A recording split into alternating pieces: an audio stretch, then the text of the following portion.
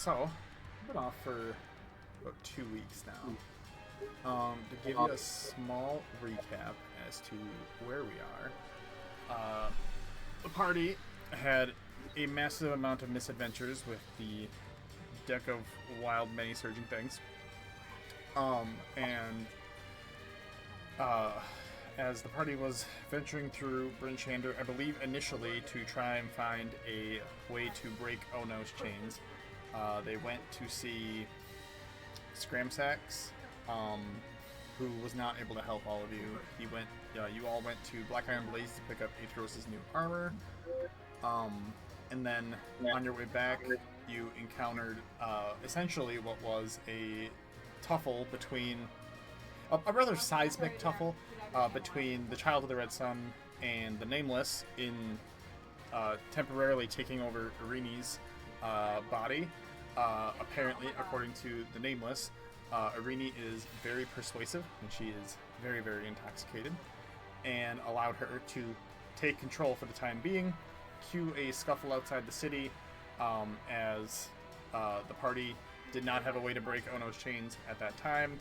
The party essentially had a small period of time to converse with the Nameless, her power, or their power, I should say, unable to be sustained for long in like the bond that her and they, oh my god, I keep thinking of Irini and it keeps making me want to say her, that they and Irini have currently.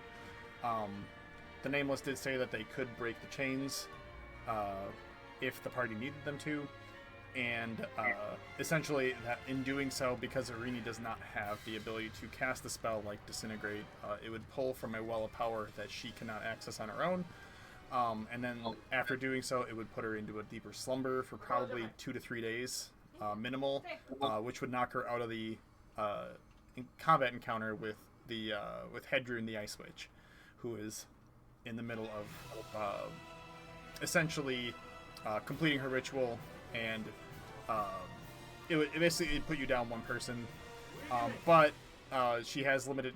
Oh my god, I'm so sorry. They have limited access to Irini's abilities as well, just like the opposite is true, and they inspired Ibrin, and with guidance and inspiration, and on the back burner, the bolstered neck that we don't use often enough. Ibram was able to successfully break Ono's chains by opening the tumbler on the lock, passing a DC 30 lockpicking check, and the party, Ono, I guess being free now, explained that he knew where the party had to go when the party was resting after their stuporous night stuporous day actually arriving in Bryn Shander. That he knew where we had to go, or they knew where we had to go, and because they went to Beefit Method to read, to decompress, and found a book on ziggurats across the realm, and there are multiple, but one of them was located just north of Lonelywood. So with the destination in mind, the party came to the conclusion that they should rest first, and then Ono explained that they would take the helm, and essentially about halfway through your rest would begin moving the party to the Ziggurat, which gave everyone, with the exception of Ono, the ability to take a long rest should they have chosen, which I believe everyone did. Again, with the exception of Ono. Ono had explained that you all had arrived at your location, and Spit, Ibrin, and Aetheros fired the cannon a bunch of times into the Ziggurat, breaking open the doors and knocking down a couple of pillars in the first room, providing just an extra pathway to reach enemies should they so choose. The Ziggurat itself is pretty sturdy, but you did do some damage to the first area and killed some of the enemies that were waiting for you. So kudos to you. The party began making their way into the entrance of the Ziggurat. In the air, as you guys arrived, you would have seen 5 different beams of light coming from different 10 towns, and centralizing in one point and then shooting down into the Ziggurat itself from a different opening somewhere. Ono explained that time was kind of the essence, and the party departed out from Sharaha, the living airship, and proceeded to make their way into the Ziggurat itself, where you all entered combat. So, I believe that is everything currently. You didn't have to use the Nameless, so Irini is with the party, and you are all pushing your way inside, slaughtering the enemies that are in the first room here. And you would see on the far end of the room, as you're all in combat, there is another door that seems to lead into another chamber on the far end. So, did I miss anything?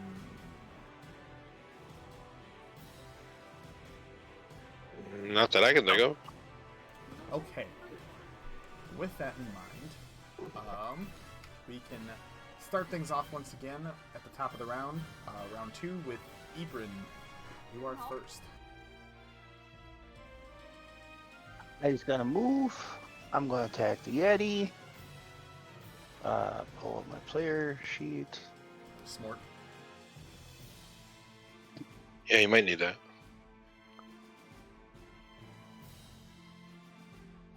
Attack.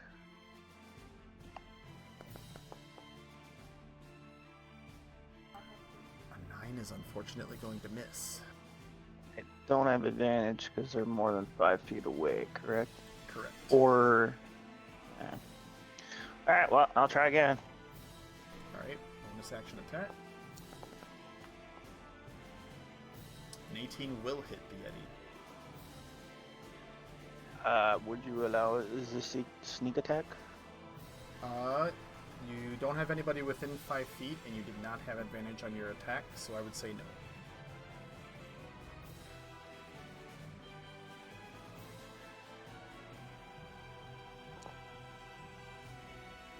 Woo! Alright, for a solid 5. You fire your psionic arrow from your bow, making purchase into the fur of the Yeti. You can see that it makes its impact, but the Yeti doesn't seem too phased. Of course. I'm just gonna step over here out of style. And my turn right there. Okay. That will bring us to... Oh no, it's you. Oh no is going to, I think, move up onto the other side of Spit.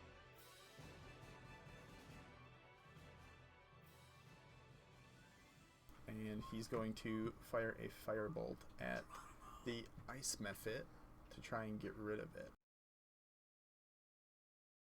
Because it's pretty weak. The mephit itself is pretty low on health. The Yeti seems pretty strong yet. And yeah.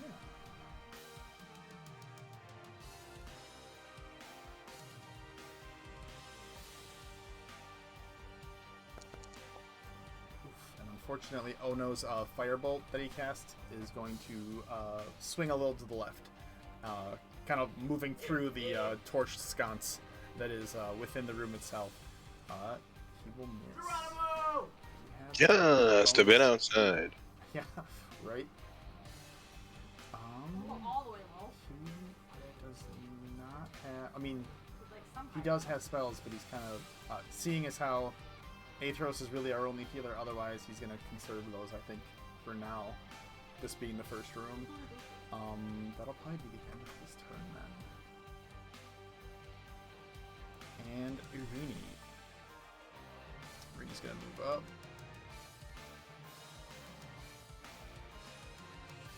And... oh yeah, she rolled a natural fail on her attack roll. And until she takes a turn to fix the bow, she doesn't have access to the bow.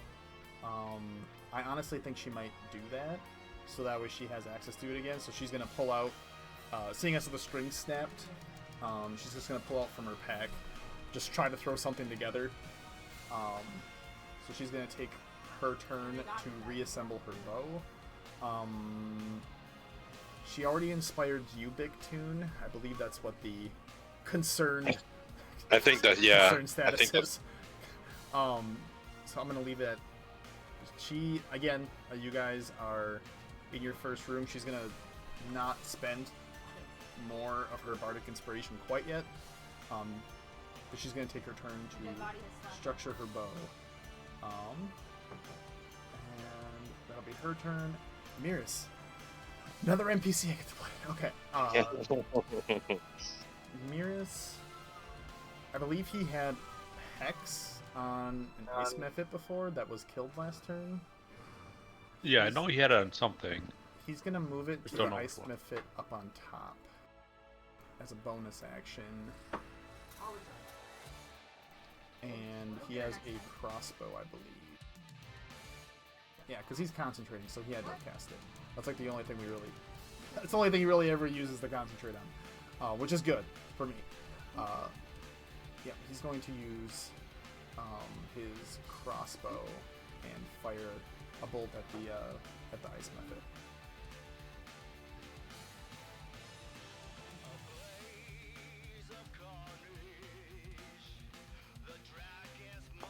Alright, better rolls this time. Not great. Okay. He fires his bolt at the Ice Mephit, but unfortunately, the Ice Mephit itself, like, kind of honed in on that location, sees that it's coming, and he is able to dodge out of the way. So, it's not going as great as I was hoping, but it's okay. I think he'll move up a little bit more. Because he does have his dagger with Green Flame Blade kind of on the back burner right now. And that'll be his turn. That brings us to Matra. See, I know. All the way until me. Oh God, it'll be fine. It'll be great. I have to get used to this. Be prepared. Okay. Oh no. It's gonna target the Ice Mephit that Ono missed and try to kill it. With a Eldritch Blast.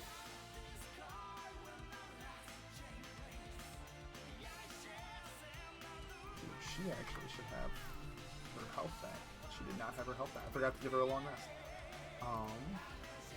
Eldritch Blast time. Hey, finally a roll that hits. Okay.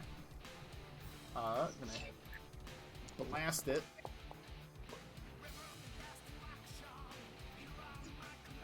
Which will cause that Ice Mephit by the Yeti to die. And what's the range on the feature? Within 5 feet. Okay, so it explodes into a splinter of ice shards within the 5-foot radius around it. So the Yeti is not affected. But it explodes, it is dead. Okay, that's one less thing. And then she is not the same level as all of you, so she does not get a second Eldritch Blast. However, she will also move up, trying to make her way into the Ziggurat. That'll be her turn. Yeti.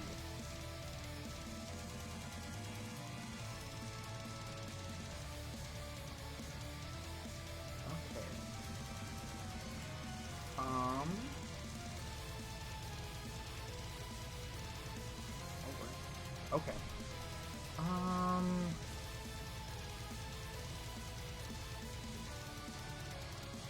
Let's see.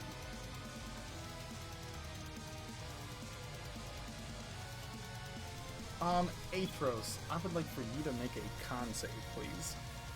Alright.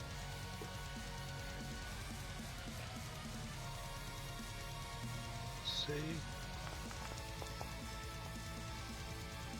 Okay, you succeed on the con save.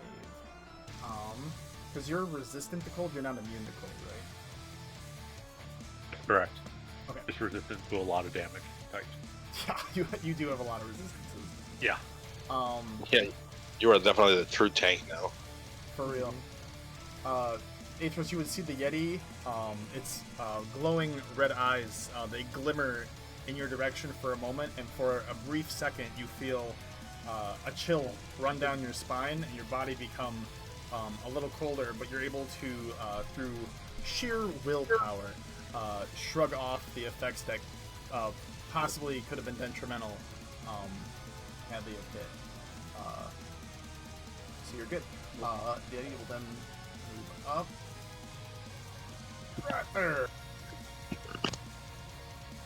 And begin attacking 15 with its claws.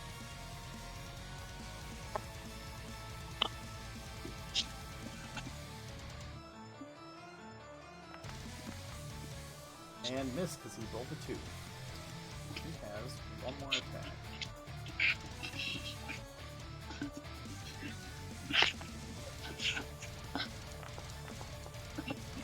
Okay, come on. I haven't rolled higher than an 11 so far, but it didn't matter because he missed you again. So he swings at you, Bictum, with his 2 massive claws that he has, but he is unable to make punches and you kind of block them with your shield.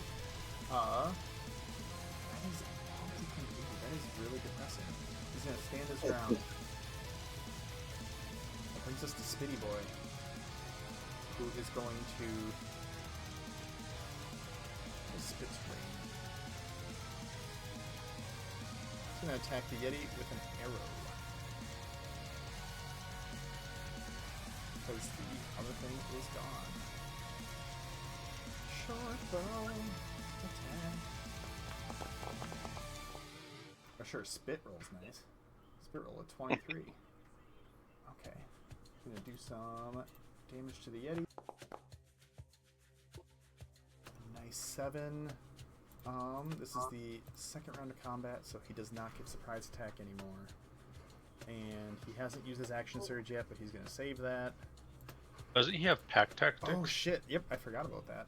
I'm just going to roll it again. Although that would just give him advantage on the attack roll, right? Or does he have sneak attack? It would give advantage on the attack roll if there's a creature within 5 feet. But yeah, we're crit fishers here. It was not a crit, so it didn't matter. Ooh. I fail. And he has improved critical too, so he crits on a 19. He's gonna move up.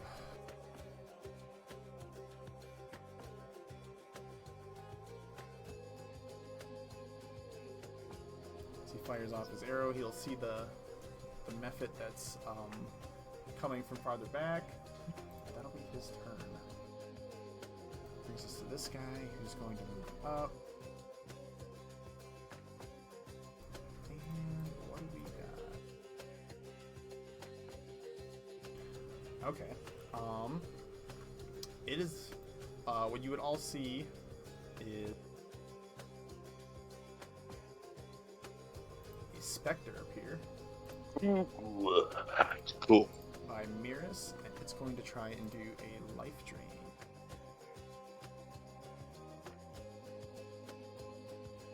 Ooh, this is...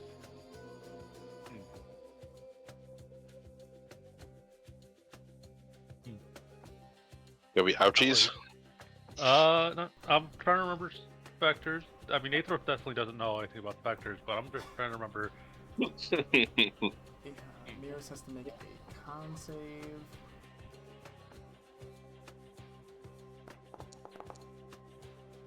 Does not succeed. Okay. Its hit point. Okay, so it does. Oh lordy. Okay. You would all watch as Miris has some of the vitality kind of sucked out of him by the specter in this like eerie purple light. Miris takes 10 damage, and his HP is temporarily reduced by that amount. Yeah. That's what I thought these guys did, and they're not fun. No, I can't imagine.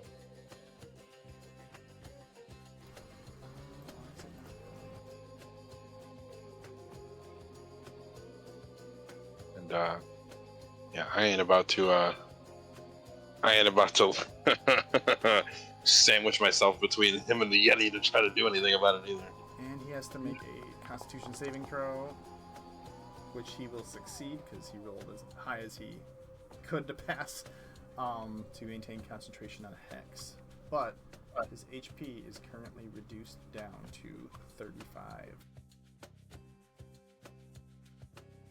So, ouchies. Oh wait, he's at 35.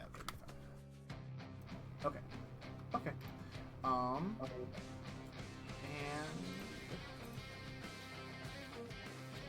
that is all it can do on its turn, because it reappeared this turn. That brings us to the X-Smith. Way up on top, who's going to move closer. It's probably going to dash. What was that? What? What? There was a noise. Oh. Oh, it's signaling that you're up next. Oh, okay. I was like, what It's the pay attention dinger. that was like doom and gloom. That was horrifying. It's actually going to go up into melee with Nearest and Spit. Hey. I wish I had AoE right now.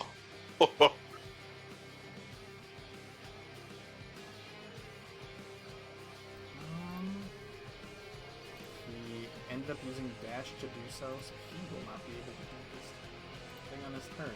But that does bring us to Bictune. Face to face with the mighty Yeti. Oh yeah, I mean, I feel like it is pretty fairly obvious what I'm about to try to do here. So The thing Bictune always does. yeah, I'm gonna run away and then hide. I thought that was Ebron. No, Ebron gets slapped first, then he runs away and hides. To be fair, Ebron does very well when he's hiding.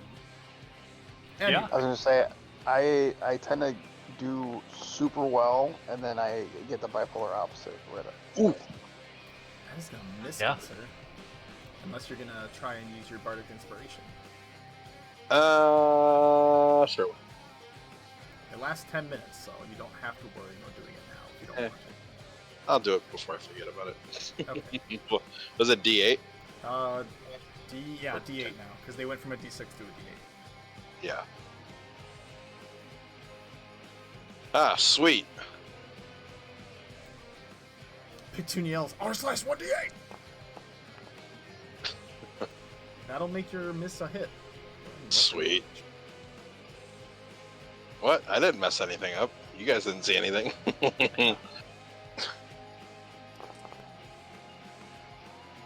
For a nice 7.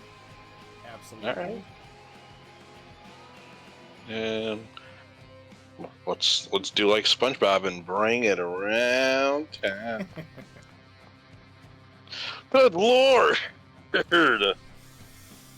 I'm gonna save all my stuff here. Well, actually, I'm gonna do one thing Okay. because realistically, this is a thing that I don't even that doesn't actually do much at the end of the day. And let's see, 10. It's only gonna catch 2 of them, isn't it? Is this Spectre 10 feet away from me?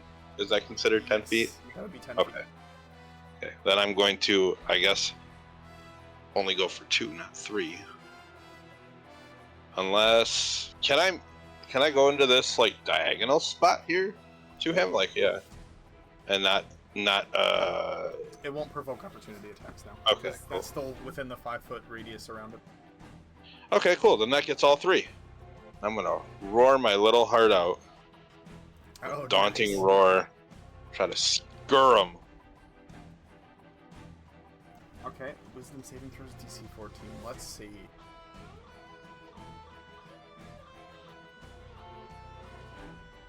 Starting with the Yeti.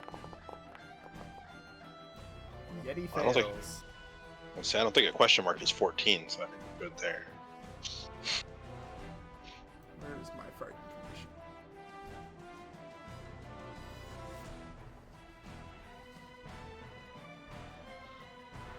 Alright, the spec.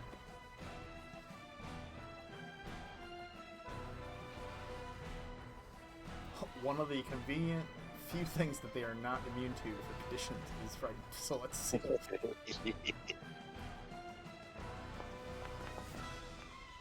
Spectre will succeed with an 18. That was the one I was honestly hoping to get too. And Ice Method, saving throw. Ice Method will fail with a 2. And they are frightened of you. Yes. To the end of your next turn, I believe? Until the end of my next turn, yes. Okay, perfect.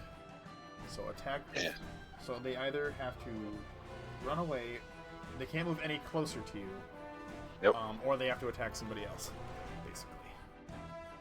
Yeah, because if they attack me, it's disadvantage, right? Correct. If they choose not to run away and try and attack you, it would be disadvantage against you. Yeah, okay. Okay, Big Bad Yeti, as you let out this powerful roar, that you've... Okay, first off, I just read the flavor text of Daunting Roar, and it was the greatest thing. I am Big Dude, hear me roar. Yeah, I love that one.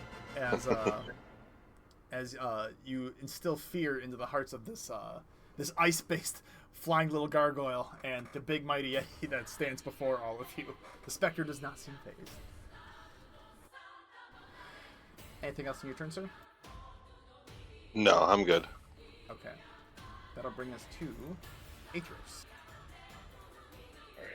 I will move up to here. And then I'm going to swing my Spirit Breaker at the Spectre. Heck yeah.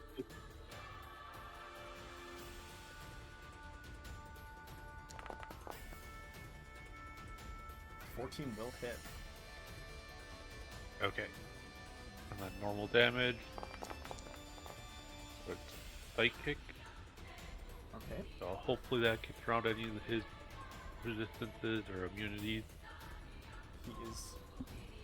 You see that he is normally affected by the damage from Spirit Breaker itself. Also, those are some low rolls. Oh my gosh. Oh yeah. But it seems to hit its mark. Well, I only have the one action or one attack, so that's gonna be it for my turn. Okay. Brings us to the end of round 3.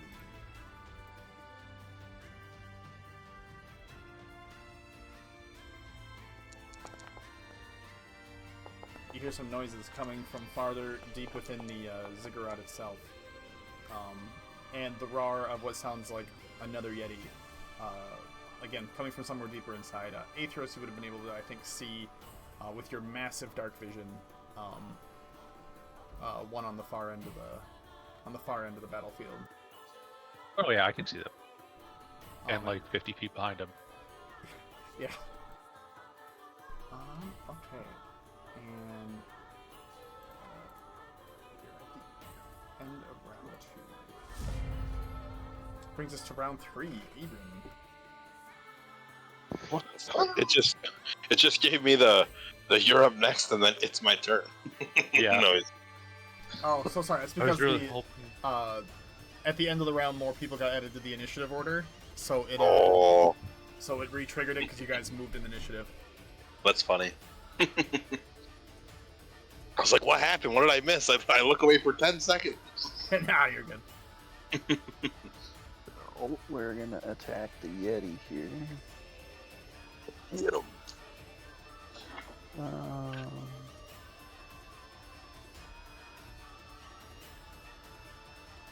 We're gonna try a sharpshooter since I got advantage on the attack. Yeah. Right. Fuck. 11 versus the Yeti. Yeah. That will miss, unfortunately. Your arrow moves a little to the right.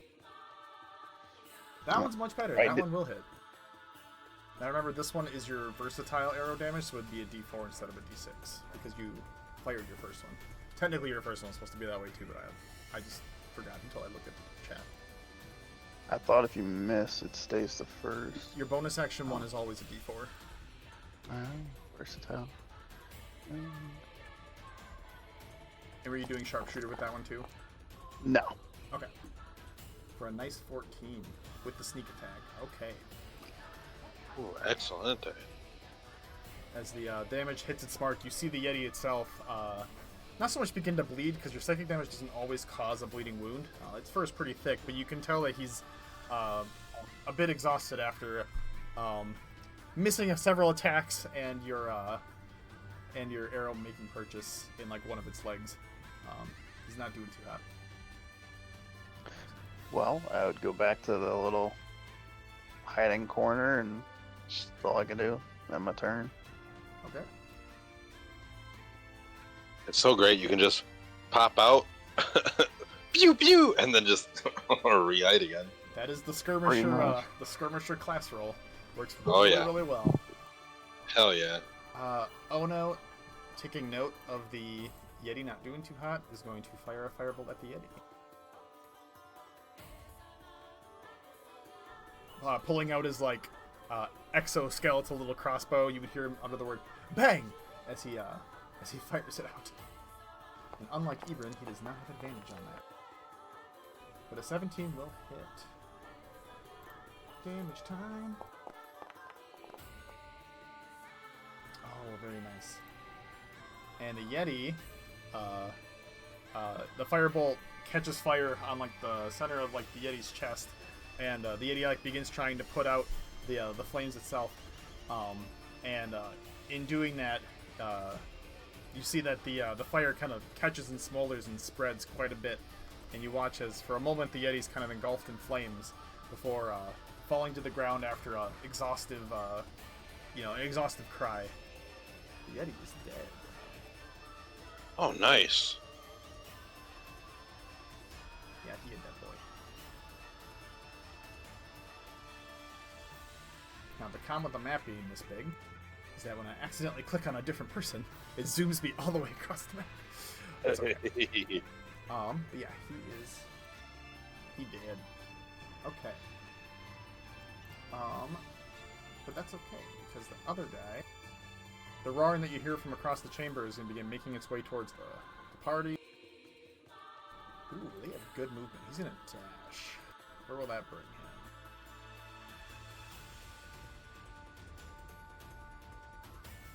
Right about there.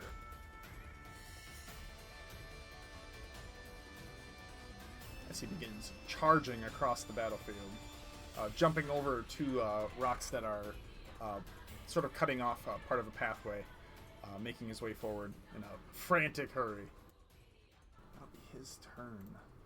That'll bring us to Arini, who is going to move.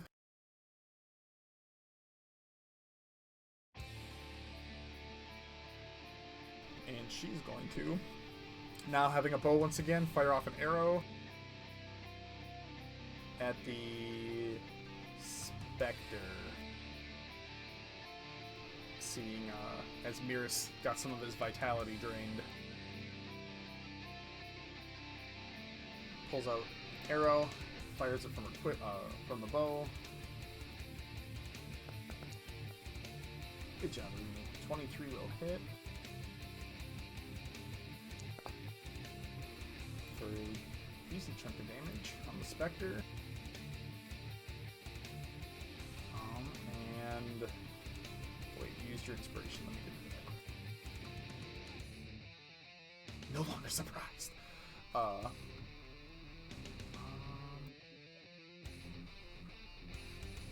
does she got for bonus action spells? Things I should look ahead on. She has 0. We're going to change that next level. That's gonna end up being her turn. She doesn't really want to waste her spell slots quite yet, not knowing what's ahead. Every one of the NPCs so far has been playing kind of cautiously. Gonna bring us to this guy who's gonna make a move.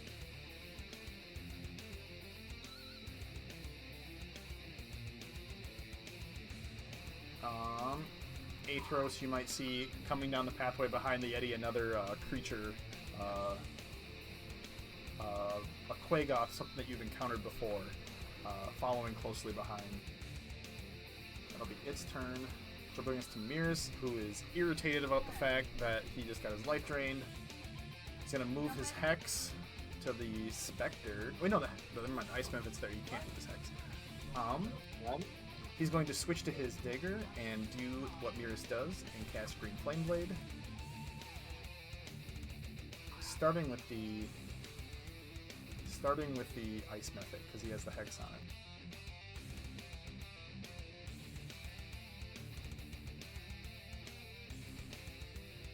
Sorry, I keep opening up the wrong menus.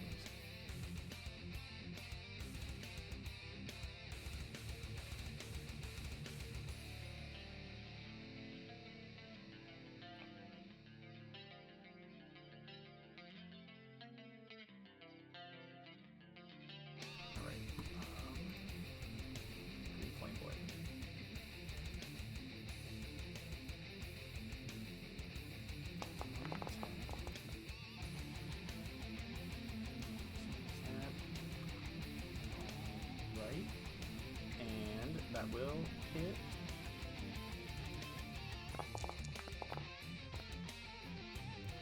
For a whopping 13 fire damage. And then the damage on the extra creature. And then because the Spectre's within 5 feet, he gets the benefit from the second effect of Green Flame Blade to do extra damage to the Spectre. But this is enough to kill the Ice Method. I'll get to that in a second.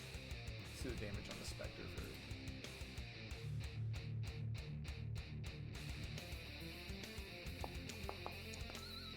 For an additional 8 on the Spectre. Rolled not that great.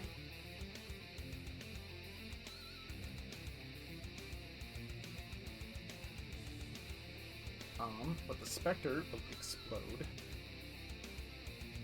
And Miris and Spit have to make, well actually, and the Spectre all have to make dex saves. I believe, let me verify that. Yes, DC 10 dexterity check.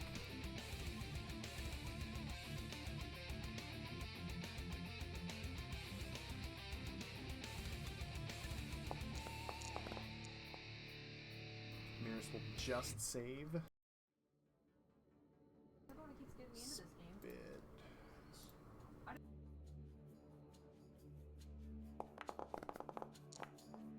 Spit will fail, but it's only a small chunk of damage. He'll be okay. Gets splintered with some ice, but it's okay. And the Spectre technically also has to make one.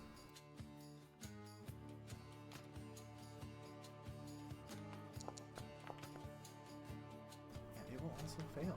Spectre also taking some damage from that attack.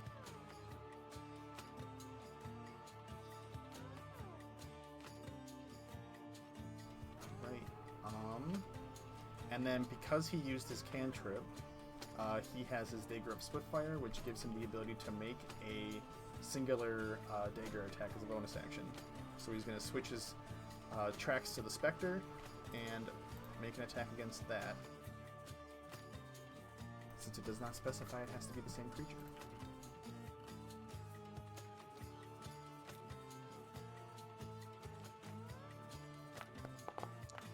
And he crits. Of course he does.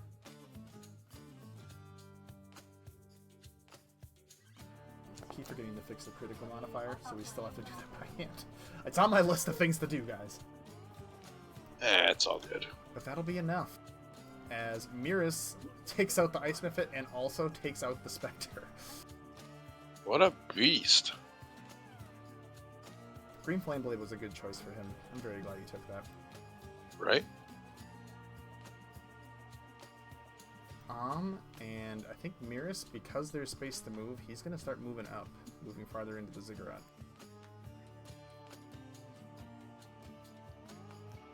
To there.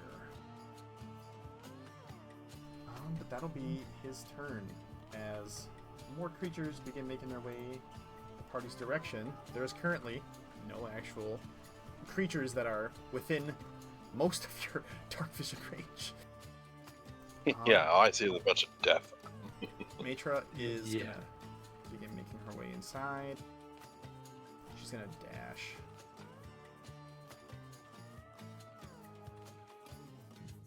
John, you should be at the next fight in 3 to 6 business weeks. That Yeti is dead. Spit is gonna begin moving up, kind of brushing off the ice shards that splintered into him. Not phased pretty much at all. Just a couple bleeding wounds, but nothing that's life-threatening. He will make his way forward. Spitty boy makes his way forward. And that brings us to Big Tune, since many of the things are dead. Yeah. The ones I delete generally means they explode into nothing, so that's why they're gone versus like the Yeti that's still there.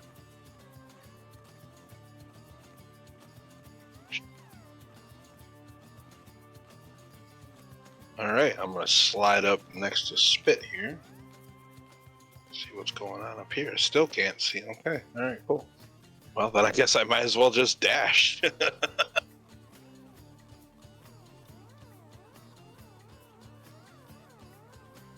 That's fair. I mean, I can't see nothing, I can't do nothing. That is fair. Good luck. Okay. Alright. That'll bring us to Athros. Bringing up the bottom I'm of the initiative. running after Big Tune. Like I'm trying to keep up with him. But he's too fast. Wait up for me. Big Tune is a speedy boy. Yeah. How tall are these How tall are these walls in front of us here on each side of the? I know what you're thinking, and the answer is, the walls, like they rise to a center point of about 50 feet in the air. So if you were to run up the walls, whatever your distance there and then back would be like you climbing the 50 feet. Okay. I was just thinking about doing some cool wall running, honestly.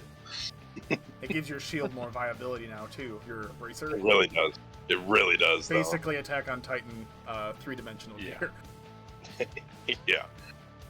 including cartridges. Works out great. Okay. Top of the initiative order. That brings us to Hedrun. I would move and dash. That's only gonna get me right there, which is 60 feet. So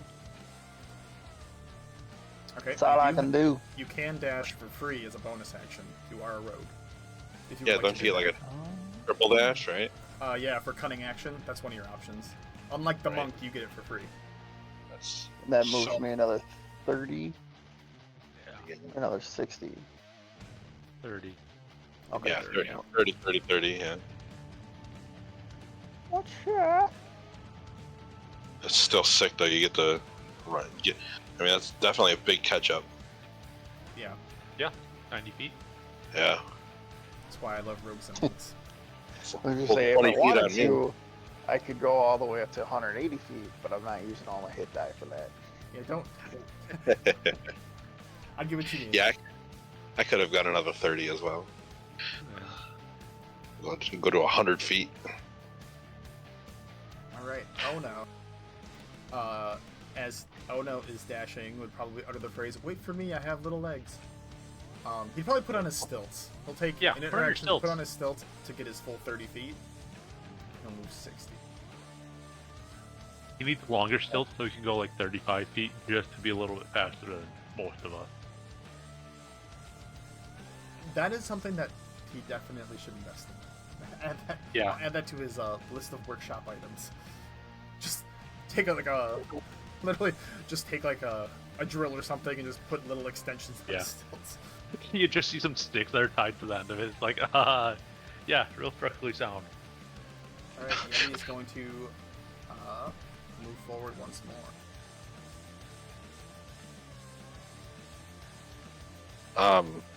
So since my shield has a range of 30-60, can I actually technically shoot it 60 feet and still move? Or You could, it has a range of 30, 60, yeah. So you could shoot it at 60 feet, and then the 60. Yes, I- when you shoot it at 60 feet, it has disadvantage on the roll. Disadvantage, right? Okay. I just Yes. wasn't sure if that was for like throwing it for pain or or shooting it to like.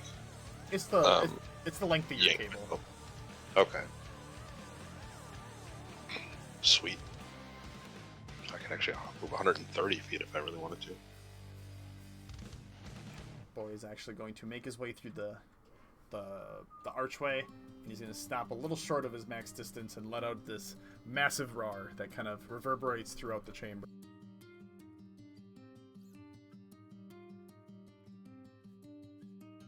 After he does a that, little bit bigger than the one you had seen before. I turn to Aethros. I can roar better than that. Oh yeah, I can roar better than that. And I'm tiny. Reading is going to... Oh yeah, she has 35 feet of movement. She's going to make her way to catch up with the party.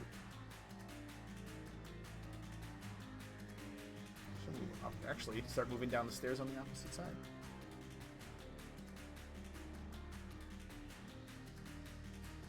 She would just see the Yeti. She's still going to hold off on giving inspiration. Brings us to the Quagoth, who's going to dash. Just gets the archway.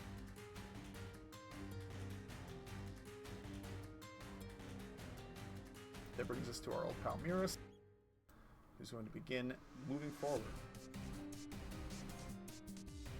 He's going to dash because he can't see shit. He'll move up right there. Blade in hand, ready to go. And you'll see the Yeti, and he's going to move his hex to the Yeti. And that'll be his turn. Brings us to Matra. My wonderful chain of NPCs. 45 feet seems good enough. Oh wait, no, she can see the Yeti, but she's gonna move forward because she has enhanced dark vision.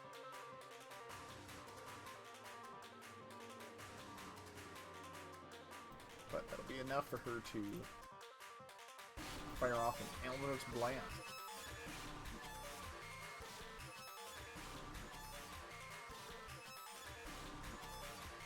On my attack roll, she will hit. Good job, Mitra. For a solid 4 damage.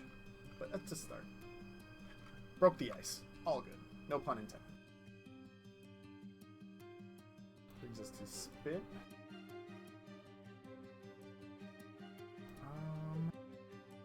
Spit, well, he does have dark vision, up to 60 feet. Ooh.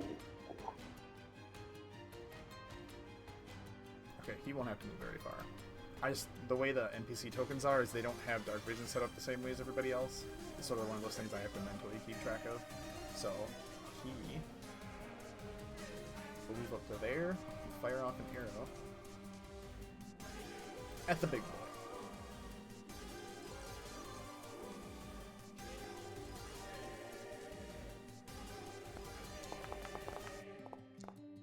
And he crits. Good job, Spit. That'll be 6 plus... Okay, so we plus 6.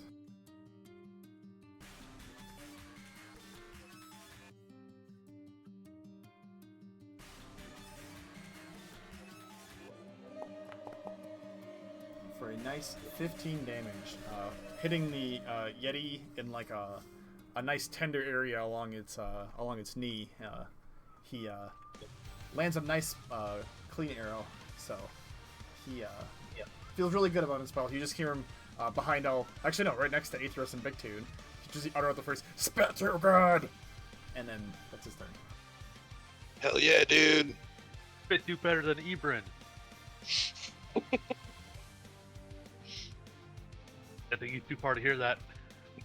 As this creature moves around the side of the rocks, you see another Quagoth making its way towards the party. One additional comes up behind the other one.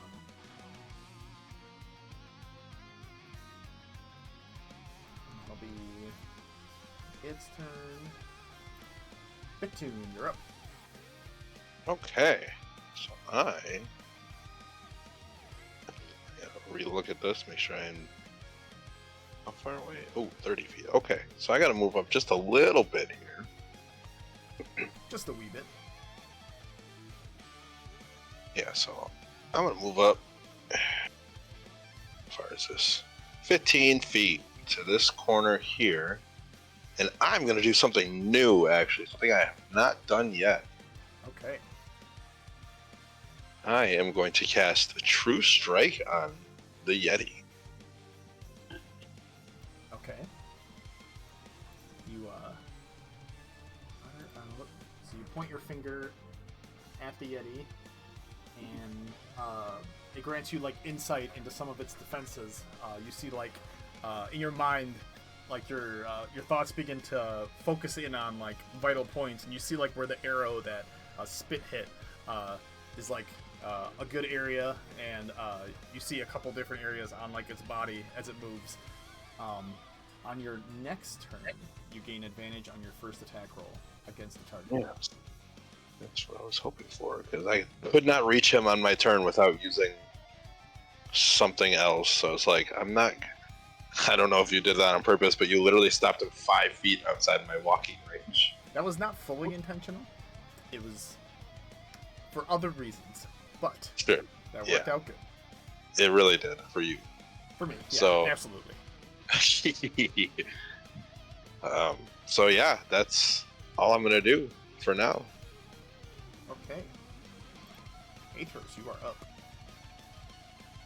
Alright, I'm gonna move up. Next to Ziggurat. And then I'm gonna cast Sacred Flame on the Yeti. Oh, there you go. Okay. Oh, the DC 16 dex save. Okay.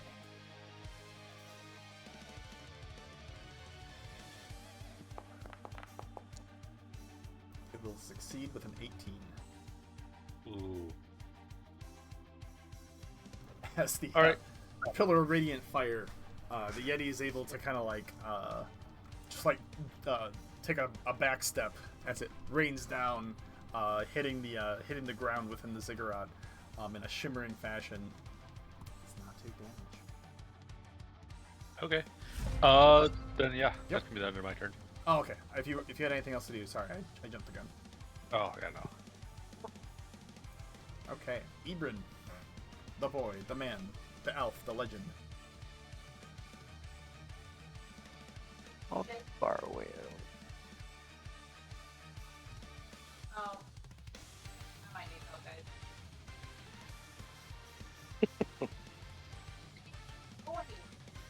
we? Want to attack.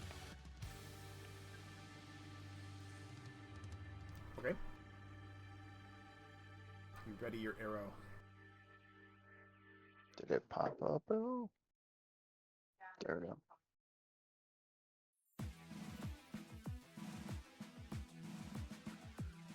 Attack. Normal. Oof. 10 is not going to hit. Attack. Normal. 21 will hit.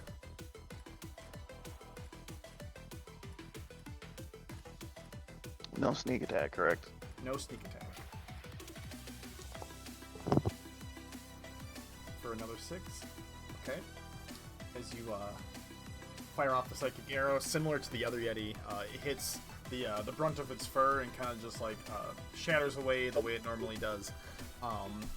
But it seems to be mostly unfazed, as it lets out like a mighty roar in retaliation. I give like the most weakest nonchalant roar back. Got it in it. There. And I will end my turn. Okay. Oh, bringing up the rear of the moving party is going to take more steps forward. Moving his full 30 on his stilts. sees the Yeti and is going to do that thing he does.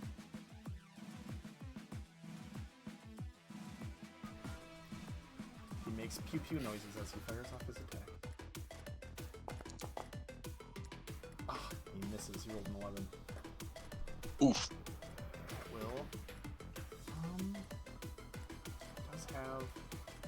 I mean, he has technically a couple of bonus action spells, but he's not going to. None of them are really going to be useful right now. So he's going to just turn there. Big Yeti man. He's going to take a couple of steps forward.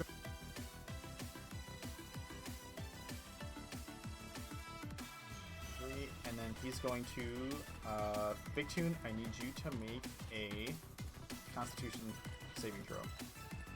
Alrighty. Constitution save. Good lord, what are with my rolls today? Fortunately for you, unfortunately for me, 13 is the DC you needed to beat, so meets beats. So you feel similar to Athros. You feel this slight chill come over your body, but you kind of like flex your muscles a little bit, and like through willpower, are able to shrug off what could have been something detrimental, as it gives you these a glimmering look with its piercing red eyes. It's going to move up the rest of its movement and make a couple of attacks against you. All right. See what you got, big boy.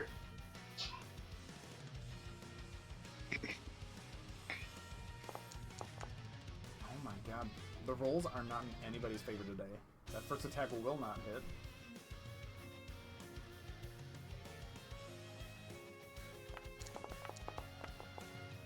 Second one will be a 25. Yeah, let me just check real quick. Yeah, no, that hits. Okay. That will be total.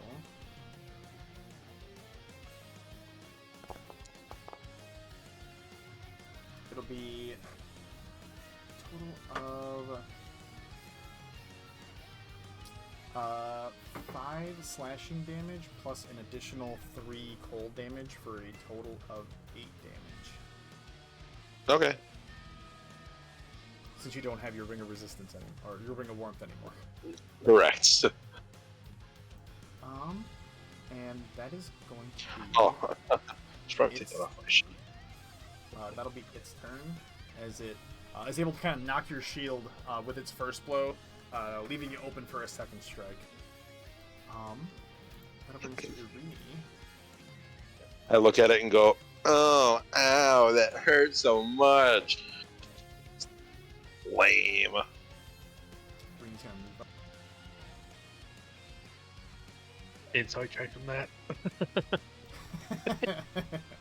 It hurt really bad. Yeah. I got a boo boo. I want to go home. Whoa.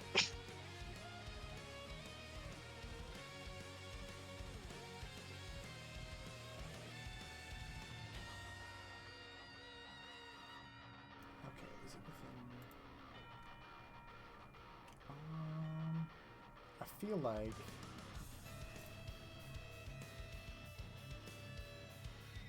she can see the other one over there. That one. She's going to, I think, just fire an arrow.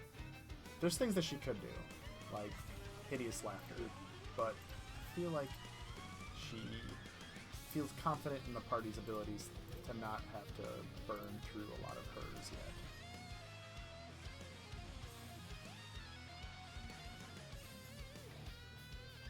One more attack. That will hit.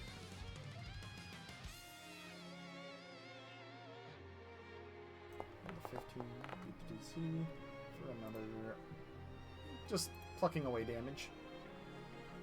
That will be her turn. Quaggy number 1 is going to make his way forward.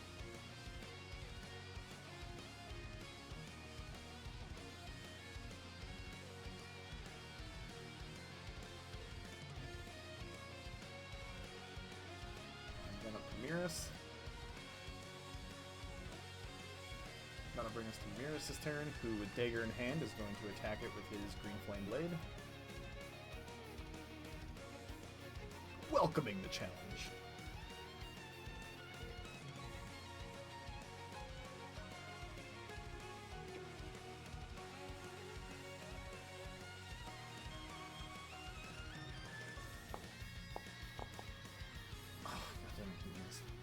Let me just check his dagger really quick. But his dagger does not specify that the attack has to hit, so he's going to make a bonus action attack against the Quagoth with his dagger.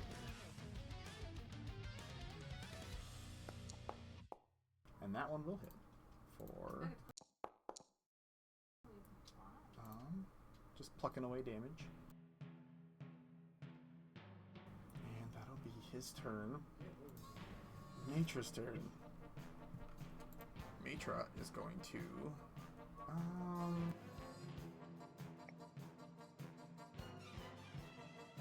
she's gonna attack the Quagoth with an Eldritch Blast.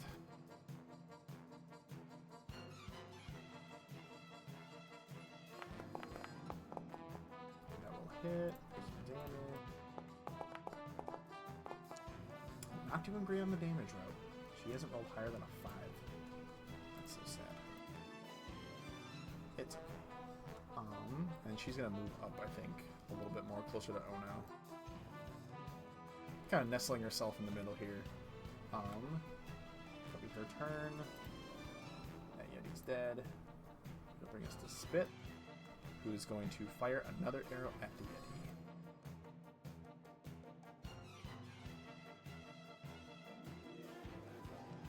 Because he can. Oh wait, shoot. He has advantage on that. Let's see if it did not. Okay, damage. Keep forgetting he has pack tactics. For another 4 damage. Other Quaggy's gonna make his way.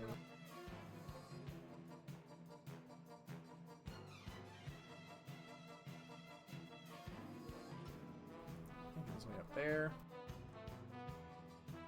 And that'll be its turn. Big Two, you are up again. Alrighty. Let's start swinging and swanging at the old Yeti here. How's he looking? I mean, he's definitely taken some hits, but he's still doing pretty good as far as like his ability to fight. Okay. This one's a little bit bigger in size than the one that you guys fought no more than a couple seconds ago. Sure. So I'm gonna roll this first one with advantageousness. Okay. That's much better than the first whole encounter there. That is that's good. Alright, 23 will hit. Alright. Okay. For a nice 7. Let's get him again. Absolutely. 17 will hit.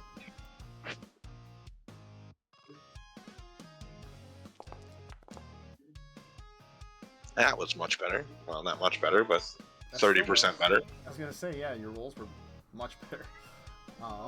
For another 10. You can tell that you're chipping away at him. I want you to make a perception check. I didn't have you make it before. I should have. It didn't matter. Yeah. It might matter now. Right. So. Yeah, I was definitely wasn't gonna like attack him if he was looking weak or anything. I was just curious. You see that as you strike it with Flare Glimmer, when the because it emanates radiance and fire, as it gets attacked, your attacks kind of cauterizing themselves as they cut through him. You see a sense of fear kind of come over the creature. It appears to be afraid of the fire. Okay.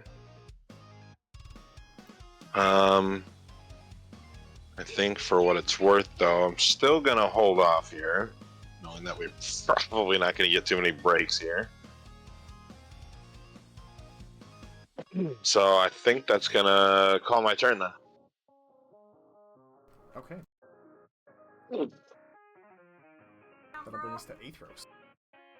It's right there. I'm gonna move up right in the middle of everything, and I am going to swing my hammer.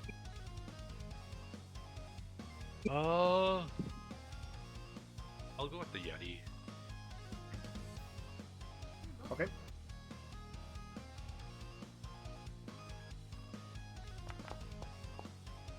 Full mark. 14 will hit. Damage.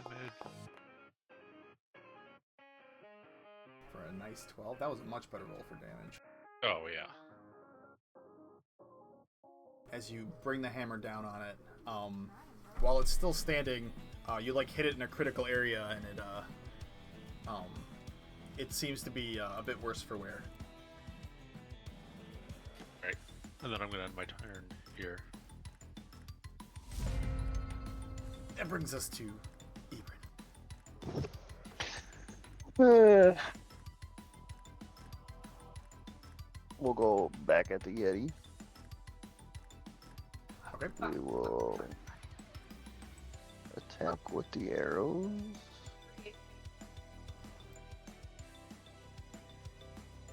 Do you have him targeted? I don't see your icon, but I just want to make sure that the stuff applies correctly. There you go. I did click it. Advantage. Since we have advantage, I will try a sharpshooter. Okay. And love to see. Damage. So it'll be, because your normal damage is a d6 plus your whatever your modifiers. I'm assuming you're adding sneak attack. Yeah.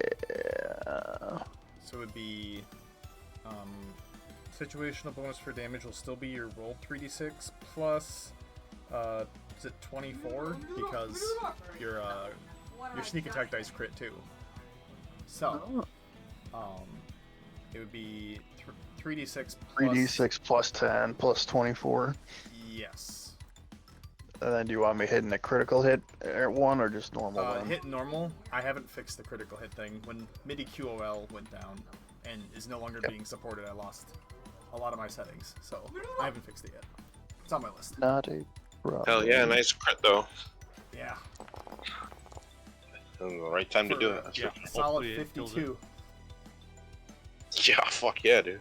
You as you fire off your arrow, you like take a moment, you like inhale deeply and hold your breath as you ready yourself, and you let it go, and the focus that you have and the power that you put into this arrow, it makes purchase like hits it like in a vital like a oh god, what's it called, like a vital artery, or not artery, whatever, yeah, an artery Vital spot. in its neck, causing it to you hear it like try and like gasp for air as blood begins to pour out of its body, but you watch as it topples over, falling to the ground dead. That was a lot of damage. Holy fuck. No kidding. We will target one of the other Quagos, and since I have the advantage, we'll try another sharpshooter. Yeah. Pick whichever one you want to do at that point. 13 will hit. Versatile. At least your attacks are hidden. I'm Right. going all right. They're hitting now. They weren't hitting before. You're a Regigigas. You had slow start. It's okay. The key thing is that they hit when we face the actual boss. That It wouldn't 15 matter. Perfect. Yeah. Right now, just don't die or don't take too much damage. Yeah, I like how you went from doing what 4 damage in the first on one of your rolls to now 52. Gotta love that. It's a big difference. A little bit. Alright. As you hit it with its your psychic arrow, you can tell that your attack made purchase and that it probably had its full effect on damage, but it's still standing and still looking pretty good. Pretty much all I can do, so I'll chill where I'm at and end my turn. Okay. Oh no, it's you. The gnome, the myth, the legend, is going to make an attack against one of the Quagos.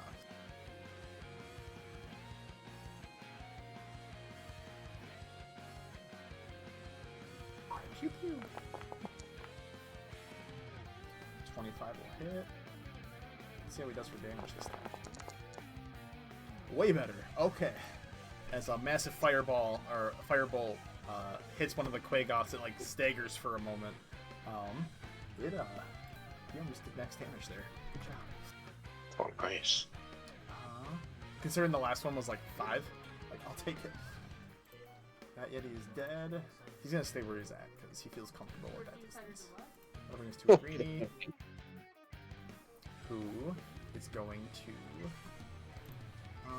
I think target the Quagoth that Ono had. Get the charge first. She's gonna fire off an arrow at it.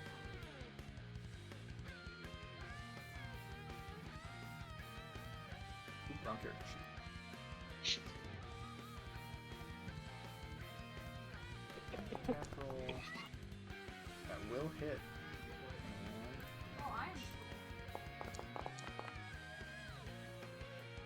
For another 6. And she's gonna stay where she's at. Quagoth attacking Miris is going to attack Miris.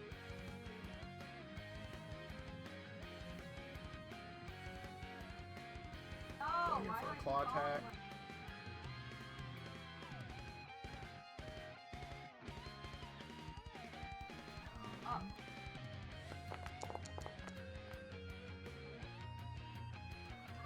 Uh, 24 will hit Miris as it goes in for an attack.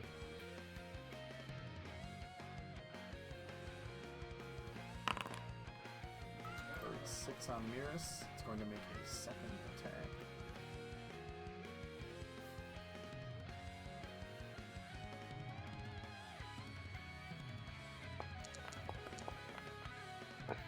That one will also hit for the 16.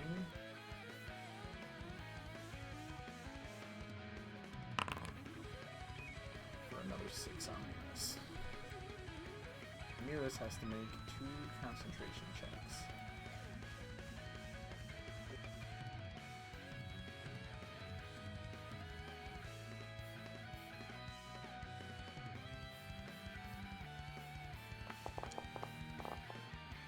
Succeed on the first one with a 20.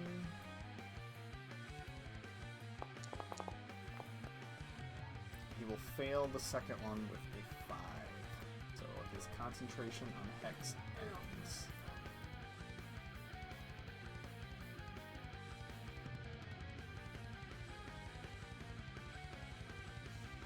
And that'll be the Quagoth's turn. Which brings us to Miris, who, feeling his spell fade, is kind of a little irritated. You see he dons a serious face for anybody who can see him. He'll move 5 feet over, and he's going to attack with Green Flame Blade against the Quagoth.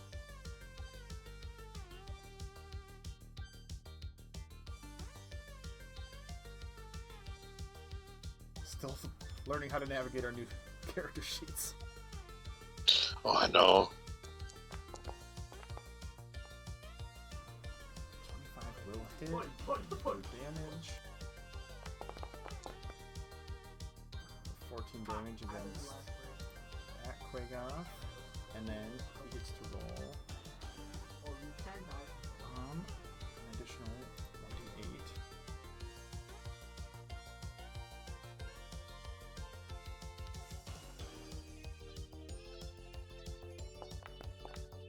For damage against the other one.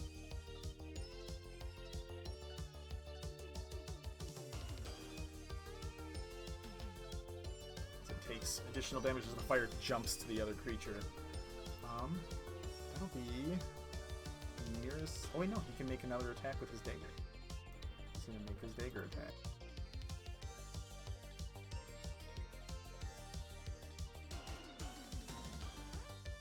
Goes in for a stabby stab.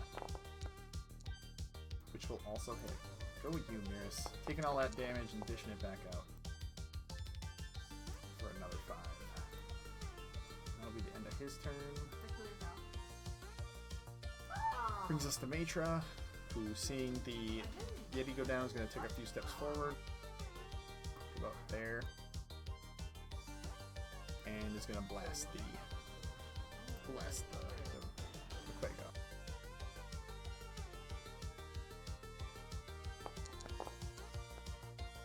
And this one will miss, unfortunately. She rolled a 5.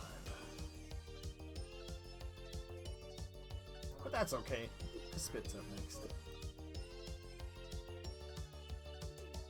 Move it up a little bit. Going to fire an arrow at one of the Quagoths. Because he's such a good boy.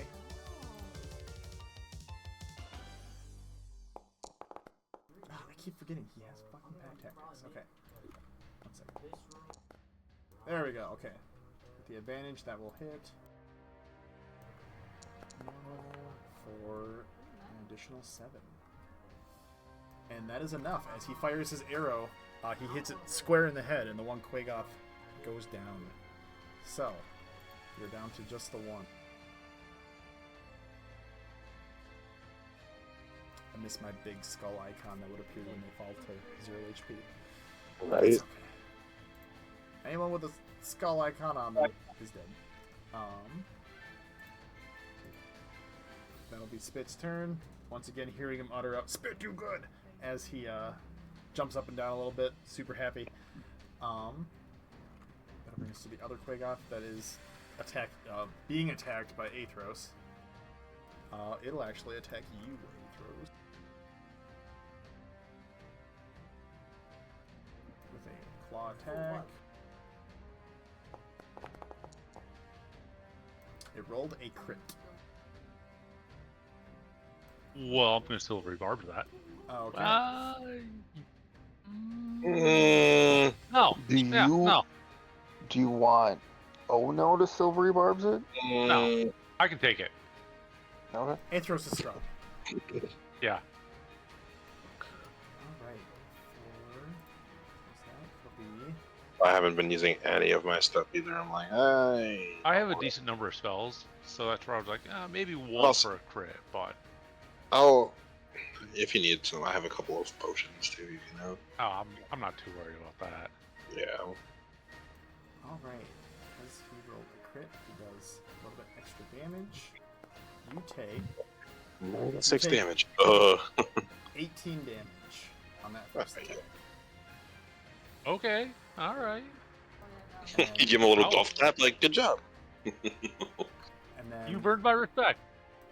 he's gonna try and attack you with one more. Actually. Oh wait, the Yeti's dead. Never mind. Doesn't matter. That second attack will miss. He rolled an 18, and you have a crazy AC of 20. So Yeah. he gets one good swipe in, and you like ready your defenses even more as he cannot make purchase on the second one. And that'll be his turn. Big Two, you are up. So how big is this Yeti carcass in front of me? Pretty big. Pretty big. Why? Well, because I figure if I try to go through it, it's probably going to be like difficult terrain or something, right? Correct. Yeah, let's just skip that. I want to go around him, but not the way you might think. You're gonna walk on the side of the bridge, aren't you? Yeah.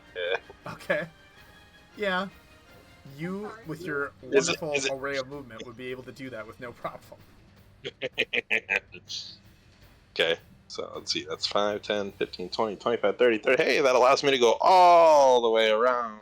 You all would And- watch Big Toon disappear over the side of the bridge, and then, as if walking through like an etcher painting, he like reappears, and then you see his like body transition from the side, the perpendicular phase that it is, back up to upright as he makes his way to the other quick cut. I just want to.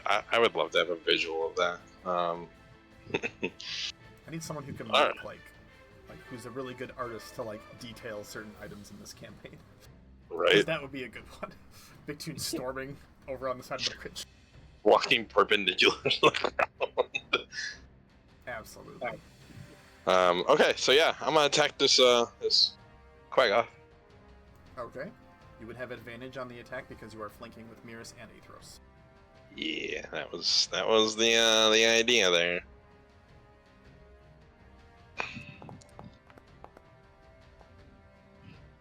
$21 will hit. Go ahead and roll for damage. Really hoping I'm just getting all the poopy ones out of the way here. For another 10, as you bring Flare Glimmer down and slice open its back. It is still standing, but it appeared to have been a critical wound, as it seems a bit worse for wear now. All right. Well, let's do it again. What the Sam hell? That is not gonna make purchase. Not cool, man. Not cool. It like sees you after that first strike. It like looks back and sees you readying another one for the follow through, and it's able to move out of the way. Probably confused as to how I got there. That's why I got the drop on it. Like, wait, where the fuck did you come from? All right, well, I'm not gonna waste anything, so. Okay. That'll bring us to Aethros. All right. Well, I'm gonna smack him right back with my hammer. Heck yeah, you should.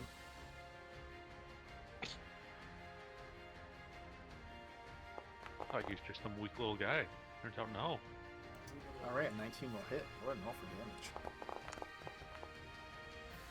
For another 9. Aethros, how do you want to do this?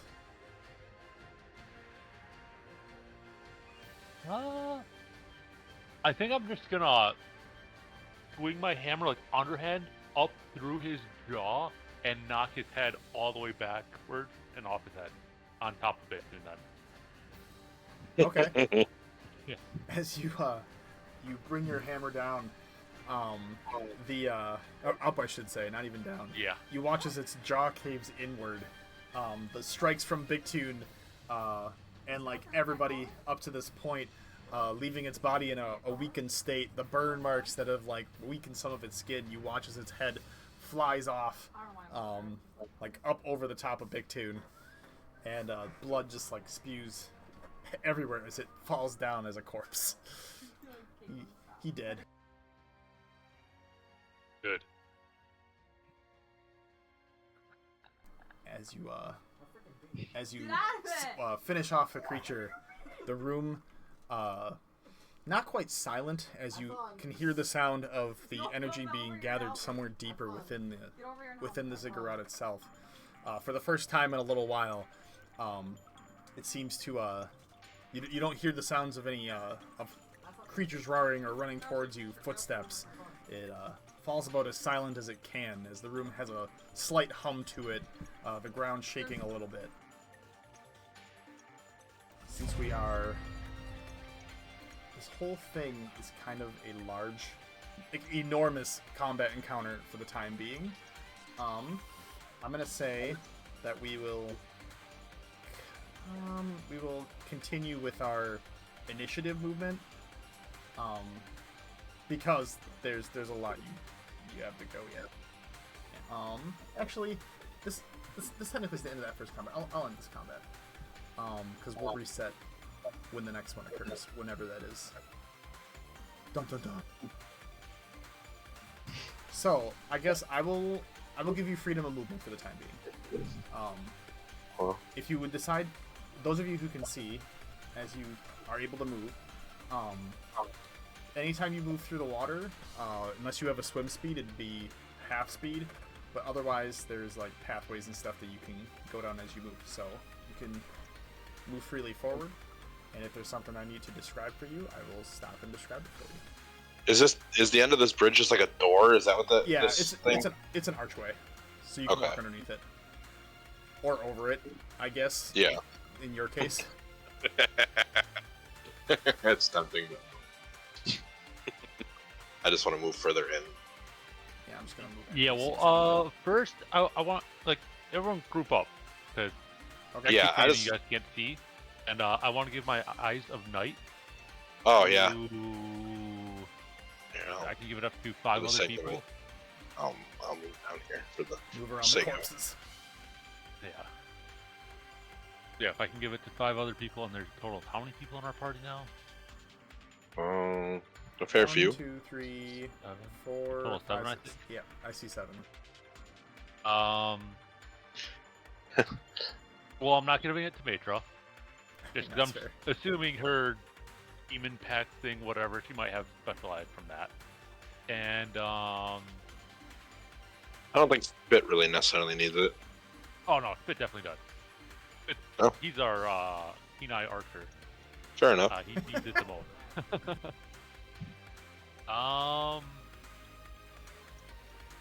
Irini? Trying to think. Irini, does he have dark vision?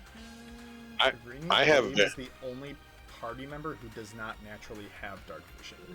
Okay. I have very poopy dark vision, so. Yeah, yours is black and white, technically. Yeah. technically, yeah. I'm trying to think who would use the most range. And if we're going by that, Hebron to have it. yeah, if we're going by that, And I then want I Spit to should have it. definitely be the one to not, because I have very limited range to anything. But Yeah. Well, I mean, you need to be able to see where you're going to put your shield, right? So you In need to theory. see for that. Yeah. yeah, So, sure. oh no, doesn't get it. Okay. I feel like Ono has like 120 feet anyway, doesn't he? I think he Most has it's 60. Yeah. Oh yeah.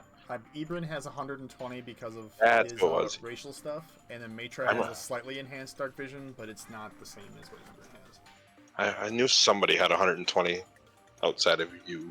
Does Matra have Devil's Sight by chance? She does not. Okay. She's gotten her enhanced dark vision through something else. Yeah, Devil- Devil's Sight is actually really... Technically, her dark vision range is out to 90 feet. So it's better than most, but it is not as good as like Ibrin and yourself. Yeah. Yeah, so, I guess they all get my 300-foot dark vision then, for an hour. So it'd be Hell yeah. Big Toon, Miris, Irini, Spit, and Ibrin. Yeah. Alright, time to edit some character sheets. While this whole fiasco's going on, can I de-pelt the Eddies? Maybe one of them, I would think. I would say if the party takes, because it's going to take you more than like a minute to de-pelt a Yeti, I would say if the party spends 10 minutes in this chamber, I would give you, if you rolled a, I'm going to say survival for de-pelting, knowing what to cut and what not to cut. But the party has to agree to spend 5 minutes in the chamber, and you are on a time crunch. Yeah, Yeah. I would say no, not worth it. Alright, that's I'm fine. gonna give people my dark vision, I'm gonna start walking down. Yep. Yeah, On the gangway here. yeah. Keeping an eye out for stuff. You know, don't want to get spooked by one of those ice fits. Yeah. So I don't know if you want me to make a perception check as I'm going down. Make a Okay. perception check for me. I'm just editing people's dark vision on their sheets. I'm gonna give myself guidance, assuming that's allowed. I would allow that, yes. I don't. Why is it more hidden? Spit, I don't think mine is updated. and Like, didn't hit save. well- I see it on my sheet, but like, I still only have this little cone around, or like little circle around. Oh, Oh, I wonder if it's because I didn't do it on your token. Yep, that's why. Why am I editing character sheets when I can update token? How's that? Yeah, no, see yeah, You everything. should be able to see pretty much everything. It's Okay. great. Should we take? Do we want to take a peek in any of these rooms? I would say that like the ones with these coffins, maybe like peek inside them. Anything? Fabulous? Yeah, Anything cool? yeah. looking? I'll come in here and I'll look around. Knock Okay. the lid over, open it up. Not care about if there's any spooky ghosts inside. I would say Athros first make a athletics check. And then Athros, as you are kind of like looking through the rooms here, You don't see any more creatures, but you can tell that this place has had residents within it over the course of the last. The residents here, like the tents and like the fires and stuff, are all rather recent. It appears that while some of the supplies have been here for a while, some of them have been here since before people took residence. Like there's like crates with like some like gross like ration type supplies. You see that there's been new supplies added, as if there's been life within this within the Ziggurat itself. Probably within the last 2 weeks, most likely within the last week, based off of like the fire and the tents and stuff like that. And then, is there anything in particular that you want to decipher with your perception check? Otherwise, no. I'm first looking to see if there's any hostile creatures or those ice mephits things, and then looking for like anything shiny that might be looking like it's worth value. Yeah. As you, let's see. Oh, so sorry. I had Aethros roll the athletics check. I meant Big Toon to roll it. I'm so sorry. No, no worries. We both put the thing off. That's true. help. Yeah, I'd say Big Toon, if you want to do it with advantage between the two of you. Okay. I was gonna say no, don't worry about it. But... Good roll for it too. Yeah, no, I have pretty good athletics. Yeah. As you open up the coffin, you would see a skeleton dressed in what looks to be some form of like very old, maybe easily probably like between 500 and 600-year-old like ritualistic garb. The symbol on the garb itself seems to be that of Oral, like the six-pointed snowflake. You do see on their fingers, their decayed skeletal fingers that they have, you see 2 rings. One of them has an emerald in the gemstone slot, which is worth, you estimate, because you do in fact have a background in jewelry. You estimate it's probably worth about 50 gold pieces, and then there is another ring that has a ruby on it that has its value itself is probably about 25 gold pieces. And then there's, within the coffin itself, a small pouch that between Aethros and yourself, if you were to open, would have the equivalent. It would be an additional 10 and 5 silver pieces. I'd like to, I guess maybe help Aethros if Aethros is willing to make an Arcana check on those rings. Let's do that later. We're on time for our check, I feel like. Don't Okay. have too much time. Just Talk grab and about go? Okay. Yeah. This is supposed to be like a quick, like, in-out. Right. Moving that out the door. Yeah, their camp I'm not too worried about.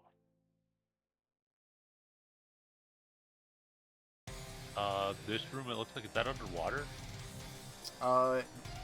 Yes, there is what looks to be a constant flow of some form of water from coming from somewhere deeper within the Ziggurat itself that seems to spiral down into a form of drainage system. Is this like a ledge? Yeah, it would go down about 10 feet to jump down. I walk down the wall. I mean, yeah. You pivot your body, and it looks like you're about to fall, and you plant your feet, and you just walk down the wall. I turn to Aethros. I turn to Aethros. Pretty cool, huh? I mean, yeah, it's not cool flying. Walk Fair. out. Don't even try to see what actually is in that room. Yeah, I just want to do like a quick like cursory glance to see if there's anything of worth in here. Okay. I want you to make a perception check yourself as you're in there. That's where all the good stuff is. Right now. As you're perusing through, just like looking through some of these pots, it really just seems to be forms of rations and like water supplies. You do find two things of note for your party, considering what your party generally does. You find what looks to be a nice jar, probably about the size of like a jug of milk, like a gallon, of, as you open the top, curdled milk, which wafts, just hits you hard right in your nose. And then you kind of like set that down, and you find yourself another, it'd be a bottle of very finely aged wine. Ooh. I'll take that. Time to down both those. Yeah. Yeah. In fact, I do take both of them. Okay. And then I will rejoin with the party up there. Okay. As you all approach this door here, you see that, like, I think probably as the party's kind of like looking through this chamber room right here, Ona would go up and try to push through the door, and you'd be like, "This one's locked." Hey, Bren! Well, we tried. Yeah. Aw, Well, I time was to go just home. gonna- Backed Is it- out this way. Yeah. Is it like thick? For Hedrun to The take size over of the the doors themselves are very, very large. You estimate, based off of like knocking on the door itself, that it probably has, it's at least probably 4 or 5 inches thick, and it goes up probably 15 feet. Like, they're really large doors. Okay. So otherwise I'll just blast through them.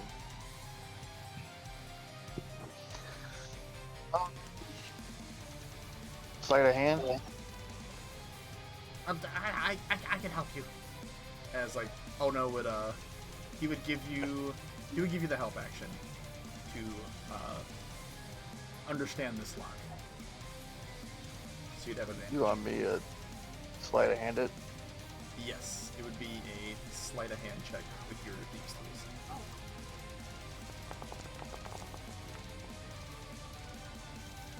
I believe you also have an addition. I don't know where that +0 keeps coming from. But I believe that's supposed to be another +3 because it's your thieves tools plus I your think- proficiency modifier. I think if you click on the tools in your inventory, you should be able to use them. Yeah. And then that might add that naturally. Yeah, give it a roll. See if it makes a difference.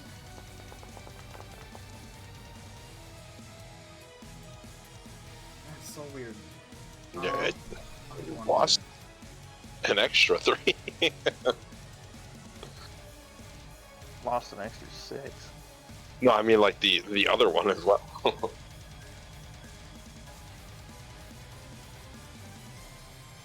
figure it out. Oh, it's because it doesn't list it as you being proficient in the thieves tools. I see that. I was just looking at that. Do you, Ebron, do you have expertise in thieves tools or just proficiency? That's a great question. I don't know. Because I think at level, I guess, how many skills do you have expertise in right now? You mean like insight and all that? Yeah, like on your general skills section. Acrobat, insight, investigation, perception, sleight of hand, and stealth. Okay, not all of those. Okay, so expertise you have in stealth and Stealth. investigation. Yep. And I believe you get, isn't it 3 or is it 2? Let me take a look. 2. It's 2, so you do not have expertise in your thieves tools. But you still have proficiency, and I think I fixed it. Just gonna verify. I did fix it now, so it should add that the next time we need to use it. Regardless, with the roll that you had, I'll just use a 23 because it's fine. Even though it's a 26 technically, I guess, because that extra +3 was missing. You're able to, over about the course of, I would say, maybe 10-15 seconds.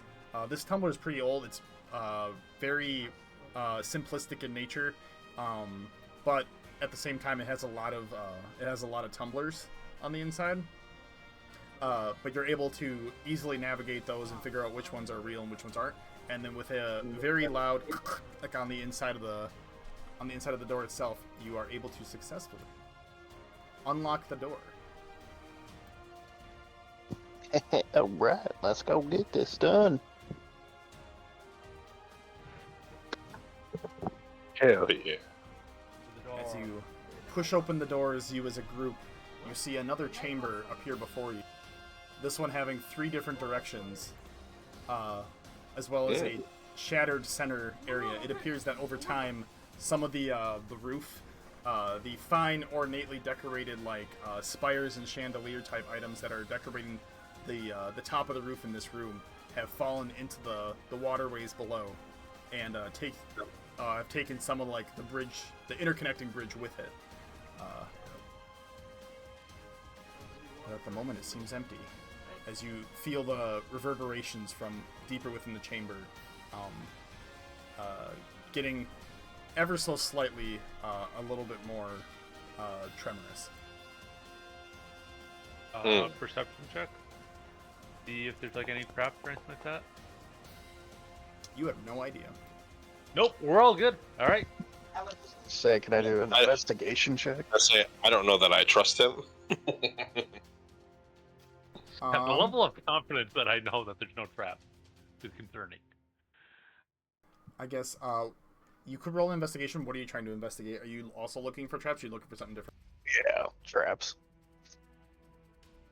Okay.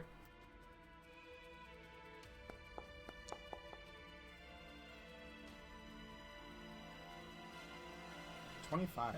Okay, as you look through the as you look around the room, looking for anything out of place, what you see is you don't see any active traps in front of you. However, you do see that there were traps in here at one point. Looking at the ground, you see that there were essentially glyphs of some sort that were kind of carved in, or like they've left it, been up there so long they left like a permanent magical residue on the ground. That probably would have been used to keep people out from entering this deep-in chamber. But you also see, looking around too, that there were at some point tripwires that had been set by someone who was here previously. Again, the tripwires themselves are rather old. They're not very... There's definitely better ways to set up how they were set up in today's society. Even with you being gone for however many thousand years, you've been trained in how to do tripwires better than what these were. It appears that the damage that's been caused over time has created has destroyed whatever traps were actually here. However, as you're looking around, your vision itself seems to be particularly drawn to the water, as you could swear that moving throughout the water you see some form of life. You see a glimmer of something that you've encountered before, what looks to be some form of water-based elemental-like creature. Nope. Everybody starts spamming spells at the water. Aethros, Sacred Flame the water. Do it. No. Okay. Hedrun is going to take some steps back then. Okay. As you start booking it backwards, I'm going to have everyone roll for initiative. As bursting out of the water, you see not one, not two, not three. LeBron, calm down here. Right? But 4 creatures bursting up. 3 small, tendril-like watery creatures that you've encountered before, known as water weirds. And bursting up even larger than the rest of them, you see a full-on water elemental. And it just looks down at Aethros' form as...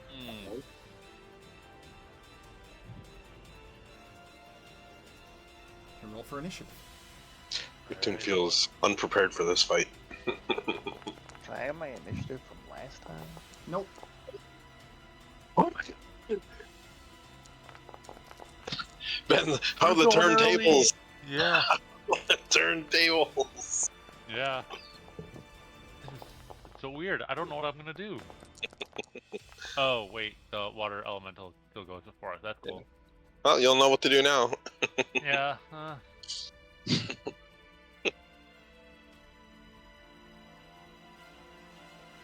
forgot I have to roll for a reading nearest. Oh no, too. I was like, combat can begin, and it's like, wait, you haven't rolled everybody's initiative yet. Like I lean over to Big Tuna and Leona and I go, "This doesn't look good, does it?" Rah, rah, rah, rah, rah. Yeah. Okay.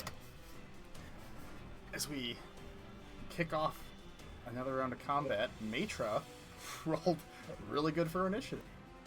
And seeing these creatures appear out of nowhere, and seeing the large one over on the side there and a couple of small ones that like rise up, and the water itself is like 15 feet down. They rise up out of that to come and to rise and fight you. She's gonna see one of them on the left that's kind of by itself. She's gonna target that and start blasting.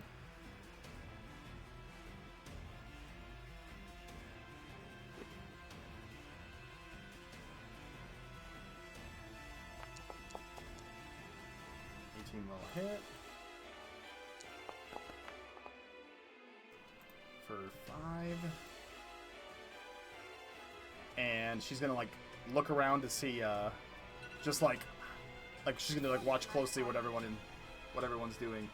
That'll be her turn. That brings us to the water elemental.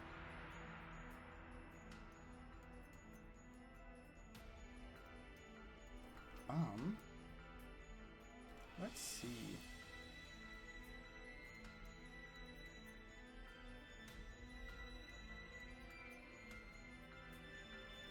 Okay. You watch as the water elemental is going to move forward on top of Big Tuna Natro. Oh, Lord.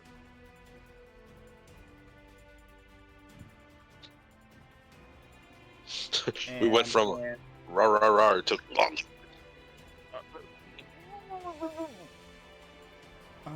okay. It is going to You can like first walk out of this, right? Possibly. It is going It's like to sticks his feet on the ground, doesn't move at all. His special climbing ability. It's going to use its whelm attack, which forces both Athros and Bictune to make strength saving throws. Mm.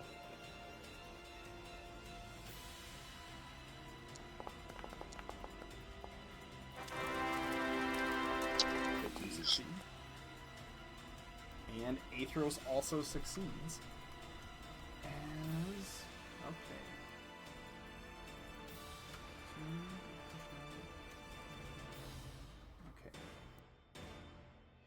Okay, as it tries to kind of like restrict you and grapple you within itself, since both of you succeed, you are pushed out that way, and Athros, you are pushed out onto this little edge area here. And it is going to make a singular attack against Athros.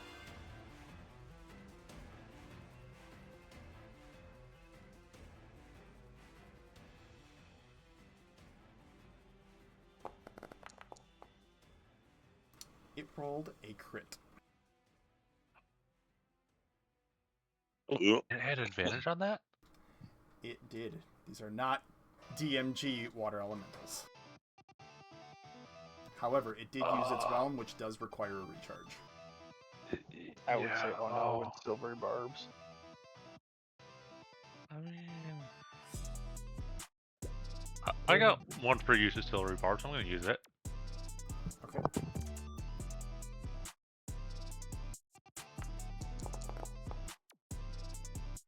That attack will miss. As it reaches out, you feel as though the attack itself is going to be rather strong, but you're able to use your silvery barbs to kind of force it to stutter for like or stagger for just a moment, and it is able to it misses just short of you on its attack. That is all Good. it can do. I'm giving myself advantage with the silvery barbs as well. That's fair. Oh no. Is going to look around. And it is going to... He is going to... I think he would burn one of his uses of... no, he would... I think he would burn one of his uses of Dragon Breath, so that way he can do AoE damage.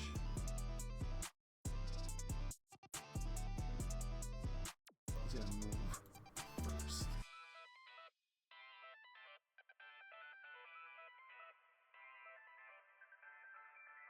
And moving right up to the edge there, he's gonna focus primarily on the water weirds over here, and he's gonna use Dragon's Breath. Choosing probably lightning damage, trying to apply the non-existent Pokemon-based tactics. And attack it.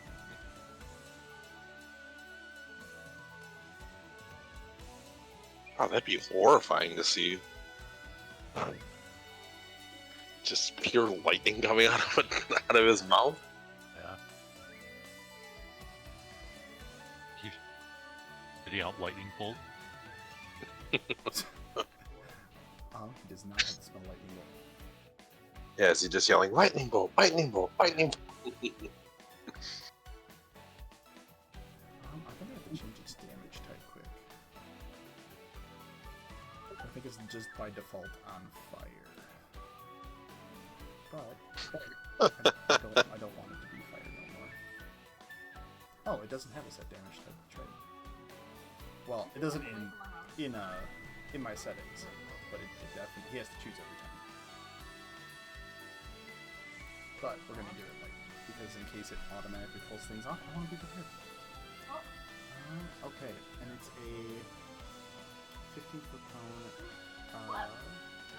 Dexterity saving throw.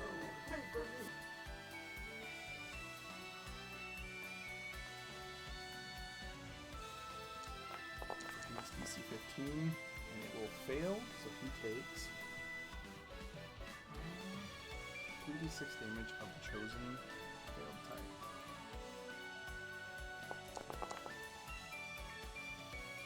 So 14 damage. Not bad, not bad. As he lets out this blast of fire. That was a bonus action. So he's going to use the Ray of Frost on the other water weird. It's a little bit farther back.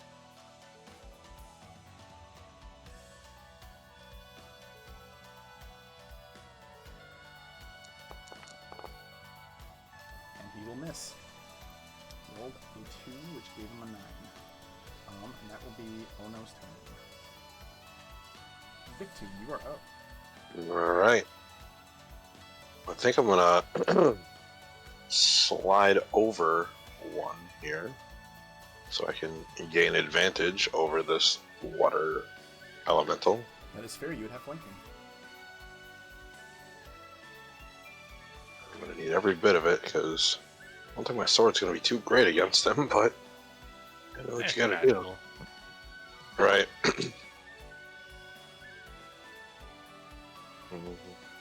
Target on. There we go. Alright, let's see what we got. A 21 will hit.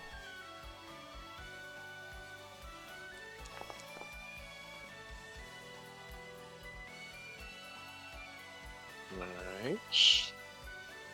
And For 9. we'll do her again. Ooh. 11 is not Yikes. gonna hit. Alright. Can I tell how my attack affected it? You feel as though, unlike the Yeti, and some of the creatures that you fought in the north here, that the fire damage itself seems to be almost not so much suppressed. Like it doesn't do as much damage as what the radiant damage you can tell is doing. So it has resistance to fire. Figured as much. Just wanted confirmation.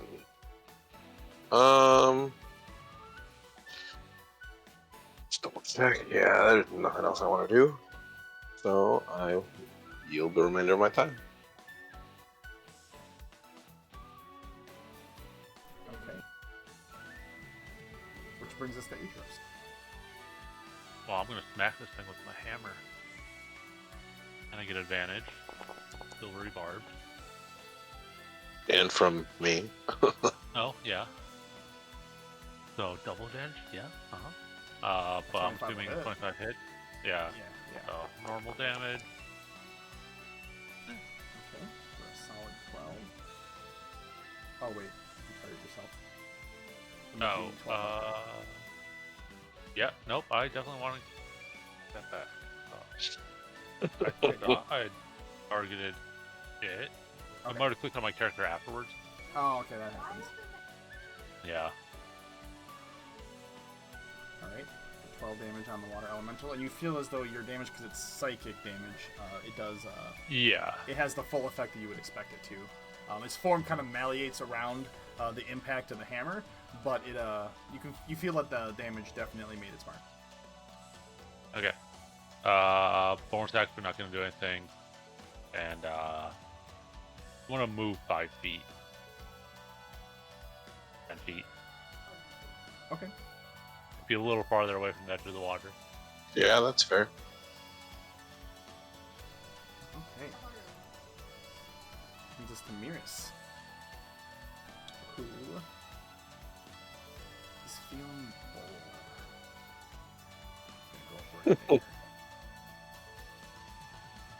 Oh, And he is going to attack the water weird. What? Does he have any other melee attack spells? He does not. He does have other spells.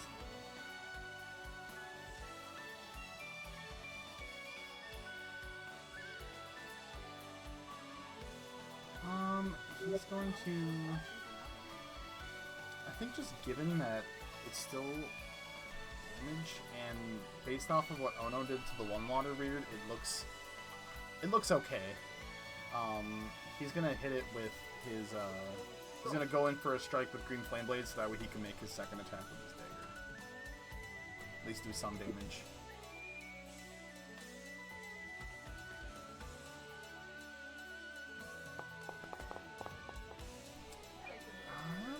He rolled a nat 1. He needs to make a sleight of hand check.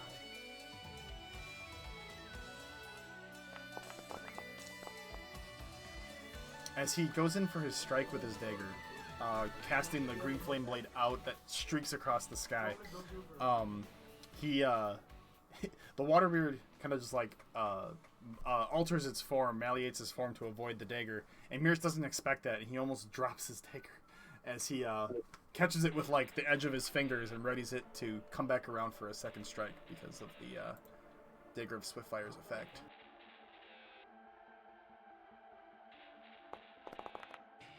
This time he's able to make purchase. 4, 6. And that'll be... He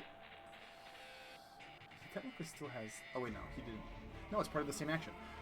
He's gonna move Hex officially to... I didn't think of it before. He would do that first, I guarantee it. I'm gonna mark this water. Not cursed. And then roll the extra d6 because he hit with an attack.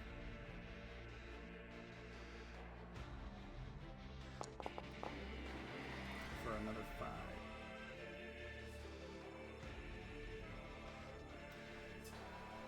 Okay. And that'll be his turn, which brings us to the water weird. And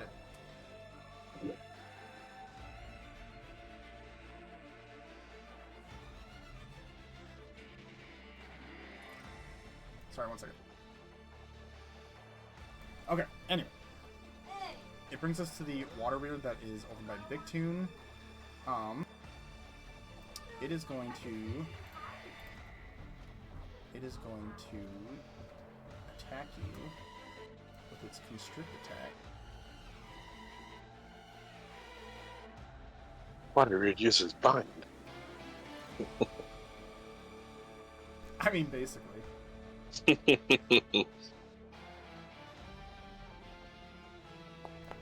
attack. That is going to be a 25 to hit. Yep, that'll do it. And, so, Oh shit! I just realized I never took off the damage before. I thought it was going to automatically do it, and it didn't. So I just didn't even think about it. That's right. I remembered how much it was. as you get hit by this attack, you are actually pulled 5 feet closer to the creature, and you are considered grappled. Okay. And it is, since it moves at half speed with a person, it is actually going to pull you away from the party and down into the water. Ooh.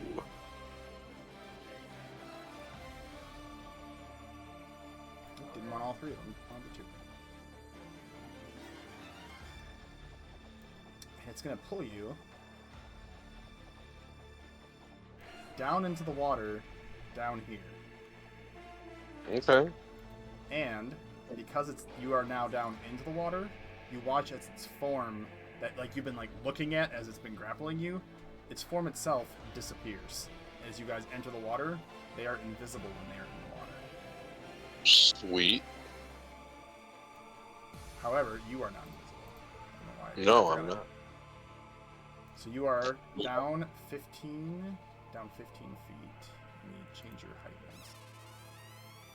Like down 15 feet from the everybody else. Like you're in the water, grappled by an invisible creature 15 feet down. I just wanted to make sure you weren't saying I was 15 feet underwater. Like on top of the 15 feet. You know what I mean? Right. I don't know why you disappeared off of my map, but you are there. Yes, I can see some There's a part faint of myself. silhouette of you. Right. And that'll be the water weird's turn. It is trying to drown you, essentially. That'll bring us to Spit. Spit's gonna run up over here, and Spit's gonna fire an arrow at. He's gonna fire an arrow at the water elemental. Seems like the bigger threat, and he'd be correct.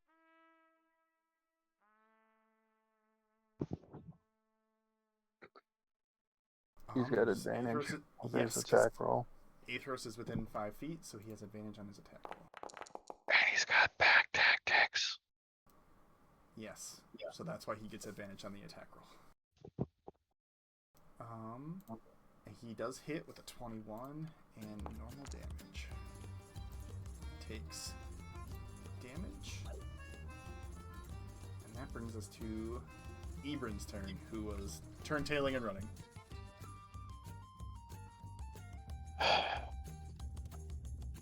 Size.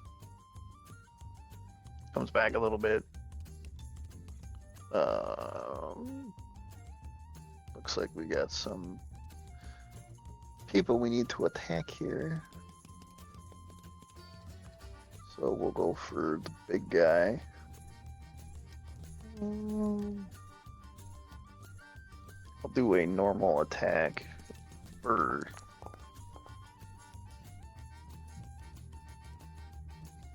Alright. Against the water elemental. Yep. A 19 will hit.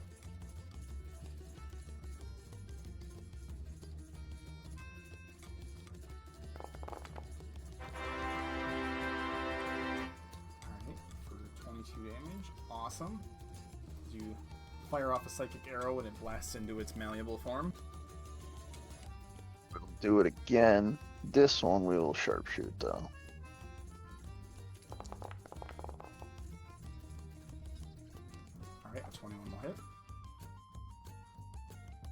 For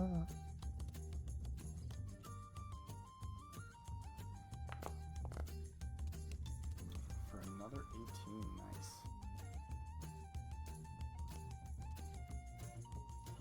All right, you fire off 2 massive shots on the elemental, and you can tell that already you guys have done quite a bit of damage to it.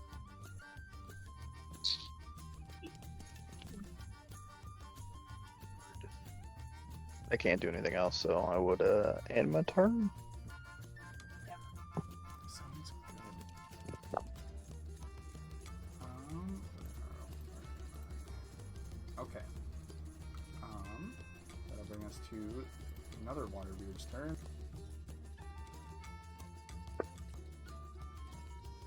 Which is going to come down 5 feet, and it's going to attack Ono.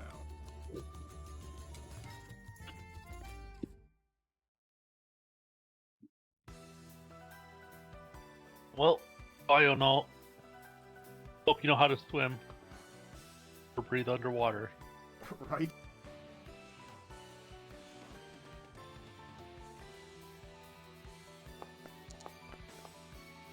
Ooh, unfortunately, its attack does not hit.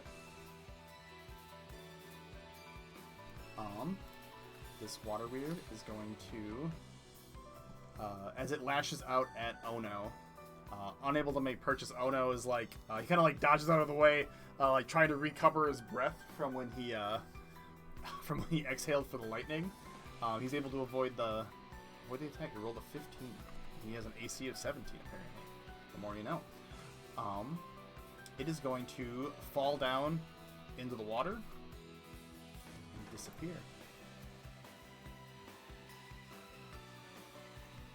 Now brings us to the end of that water weir's turn. The one that is hexed by Mirus is going to attack. It's going to attack Mirus with the same thing.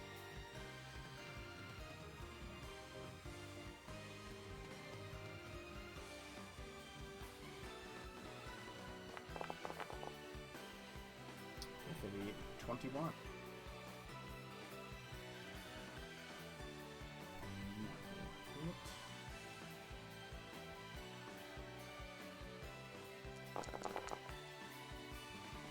For 14 damage. And he is now grappled by the water weird as it reaches out to grab onto him, pulling him into itself. And he is going to pull Mirus down into the water.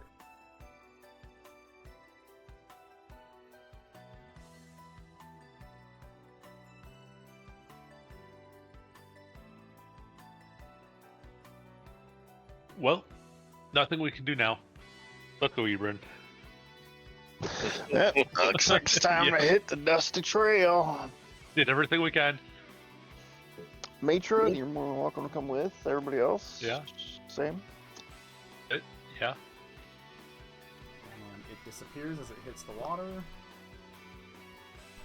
And Mirus, you watch slowly sinking. Not even slowly, it's pretty quickly sinking down into the water below.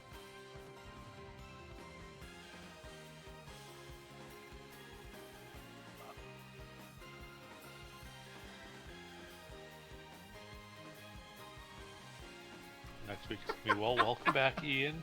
Create a new character. Don't have a question. Yeah, right. Well, yeah, no, it'll be perfect because then there'll be 3 new characters along with Joe if he decides to join us. Yeah, right. I did reach out to him and give him resources for thinking about character ideas, so him and I will be working on that in the coming weeks because you guys will probably be in here for a little bit. So Yeah. once we're done with this arc, we'll be able to introduce new characters. It sounds like he has experience from what I hear, so I haven't I mean, spoken to him nice. specifically about it, but Irini, seeing as how she looks over the edge and doesn't see, she sees Mirus, and she doesn't see the water weirds on that side. She's gonna turn and look at the water elemental, and ooh, actually, this might be a time where she might spend a spell.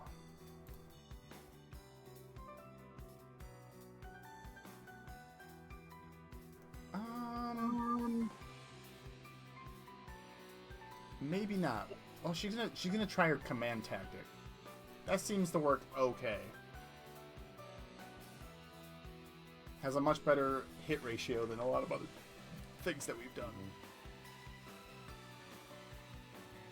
Yeah, it has a success ratio of like what 100% at this point. I think it's actually it's like 90. Like she's done really It's well. absurd. Yeah. She's gonna cast command with the effect being to. Actually, let me take a look at what it's prone for, or what its conditioning units are. Because she would have a rough idea as to what its things are. Yeah, if it's just like water, you can't make it go prone. I would think. She's gonna ask it to halt, I think, because then it can't take any actions. Oh yeah.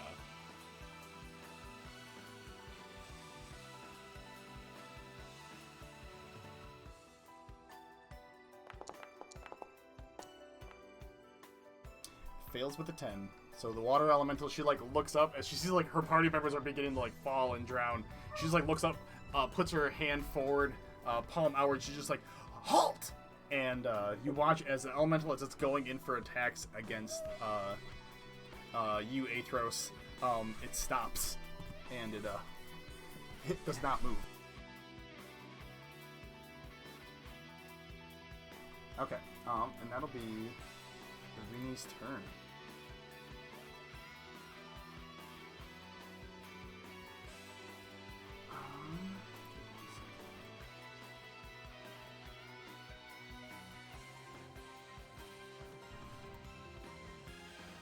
At the end of the round,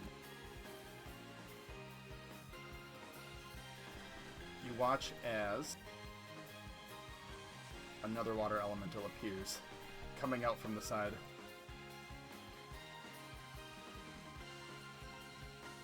And with that, it brings us to the top of the order. Hearing this other water elemental come up, Matra's torn on the direction she needs to focus, but decides to blast at the one that's near Athros to try and get rid of it as fast as possible. Yeah, just take one out at a time. Just gonna take a step back under the arch, and actually, instead of doing Eldritch Blast, she's going to use Ray of Frost. Not well versed in water elementals. She knows that sometimes, with water being able to freeze, it might help more than hurt. So she's gonna fire off a Ray of Frost. Yeah, freeze the whole thing.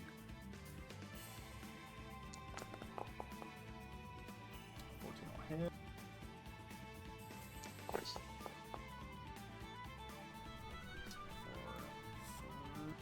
And then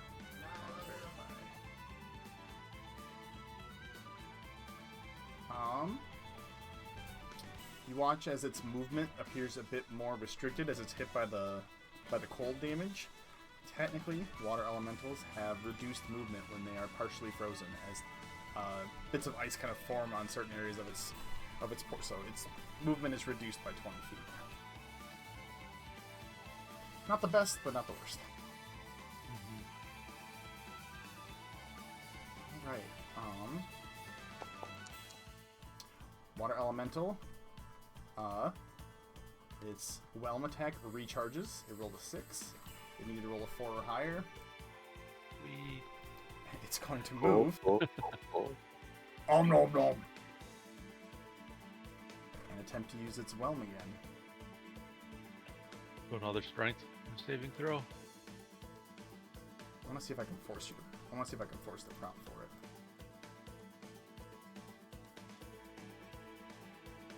Oh no. Doesn't let me. Yeah, it'll be a strength saving throw for you. Okay. Doesn't give me the option to just like force it on you.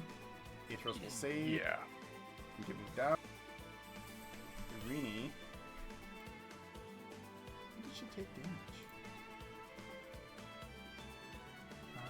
She should have. She hasn't taken damage since you guys have been in here. She should have her health back. Nope. I don't know why she didn't have health before. I gave her a long rest. I wonder if I just hit something weird with her HP. Anyway, it doesn't matter. She has to make a strength save. She is not good at. She does not succeed and is sucked closer into the water elemental. And Ono has to make a strength save. He's not the worst at those. He's better at them than Arini's, apparently. But he still fails with a 3. So he and Arini are stuck inside the elemental, and they take 13 bludgeoning damage.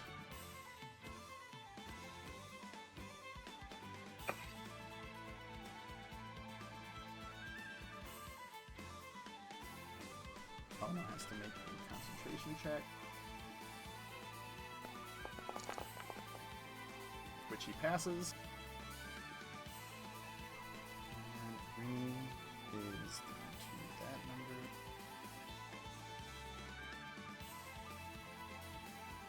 And she's not concentrating on anything.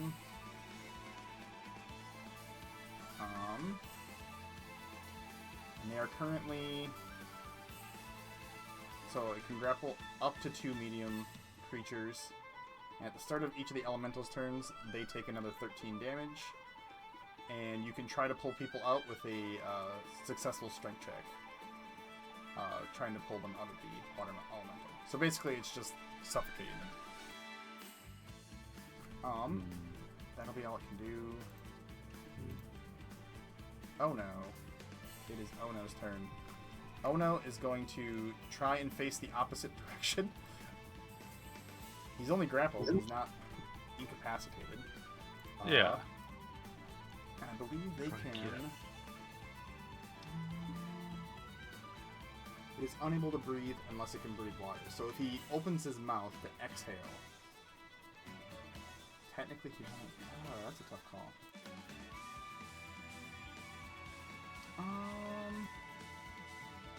Unable to breathe. I'm gonna say, because of being unable to breathe, that if he doesn't get out this next turn, it's going to be a real bad time.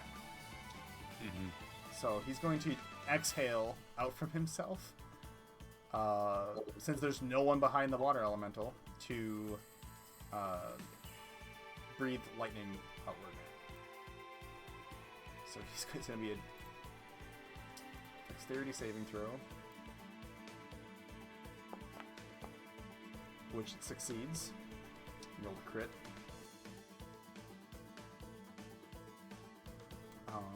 And it takes half damage.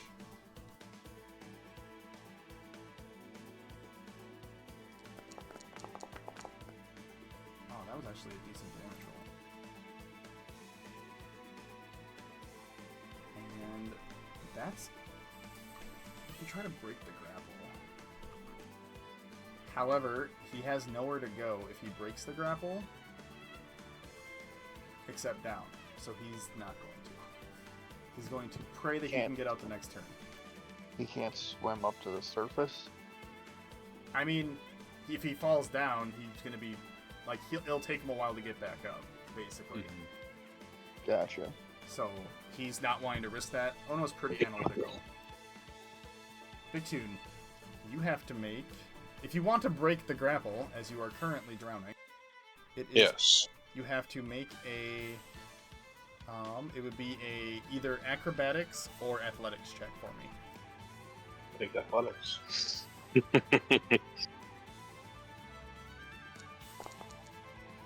You are still grappled. Oof. So you are considered restrained right now.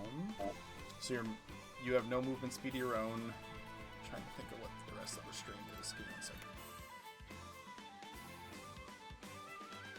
Just so that we're all on the same page. Yeah. Restrained.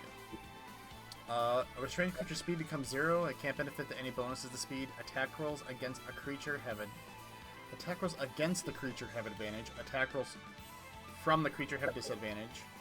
And a creature has disadvantage on dexterity saving throws. And you know that the creature is within 5 feet of you. You could try to make an attack against it, but you're not sure if it's going to hit because you can't actually see it right now. Yeah, I mean, what else can I do? I might as well, right? This is true. So wherever it may Still be, grapple. at this disadvantage, right? Correct. Yeah. That is gonna miss. All right, well, try again. Why not?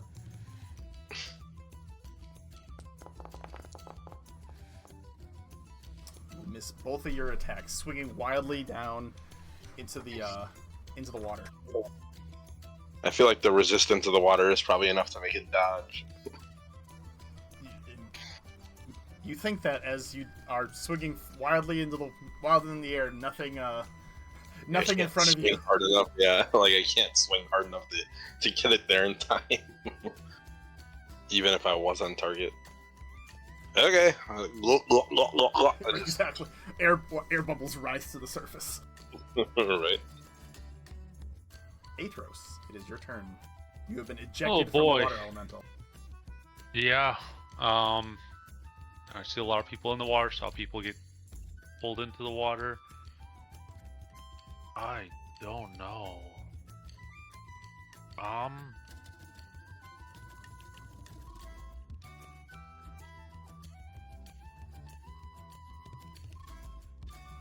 think the best thing I can do is just hit this water elemental with my hammer.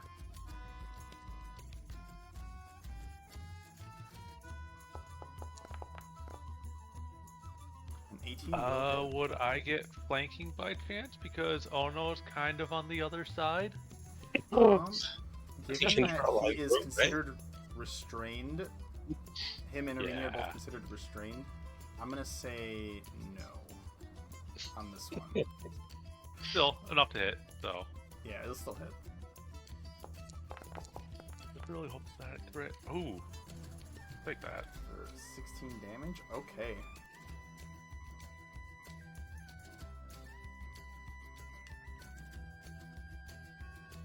Okay. I'm gonna just because I realize I did not roll the initiative for that second elemental. So it actually just goes at the end of the round. Calling it out. As you hit it, you see that its form, the water elemental's form, is like beginning to lose its ability to hold its shape, but it's still alive. It's still doing its thing. But you guys have done a lot of damage to it so far, and it's starting to take its toll. I am gonna move. Oh, well, just move around, and then do I see like mirrors or like Victoon? Yeah, you can see them both slowly sink or quickly sinking into the water. You don't Okay. see the bottom of where this water goes to. It just goes down into black, but you see them being pulled down. They're about 15 feet underwater right now. Okay, but at least I can still see them for now. Correct. They are still visible. They just don't appear that way because I'm altering their height Yeah. in the map here. Well, as long as I can still see them. Not the end of the world. We'll panic later. So that's under my turn. Okay. That brings us to Miras, who is going to make a I think his would be probably dexterity. Let's see what he's got. Yeah, dexterity. Probably be acrobatics. Sorry. Acrobatics check. He does not succeed, and he is still restrained. He's going to make an attack because he's underwater and he doesn't want to waste his air. He's going to make an attack with his dagger and try. With disadvantage. Ooh. He actually will still hit. Good for Miras. As he swings his dagger outward, Aethros, you would see a shimmer of like the flame that comes off of his dagger whenever he strikes, and he think no matter what, I think he has enough damage.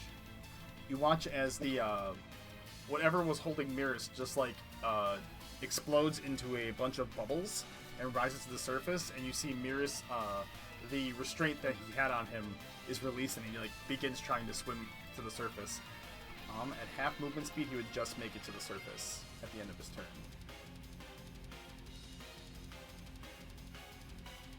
God damn it, I just forgot I did enter. Oh yeah, the height. Yeah. Mirrors is back to the surface, but he's still down from all of you.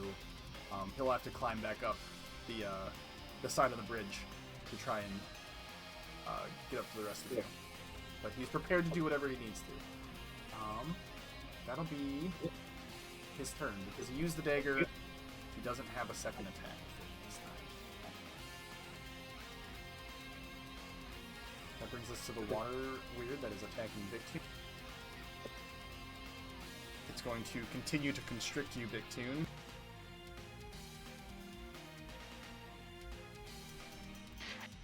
Yeah, that's fair. And since he's invisible and underwater, he has advantage on that attack. That'll be a 22 to hit. Owie. And you take... Wait, no. I want to give, can I give silver barbs on that, or do I have to see it? I think Silvery Barbs requires you to see. Yeah, that's what I just remember, yeah. Damn.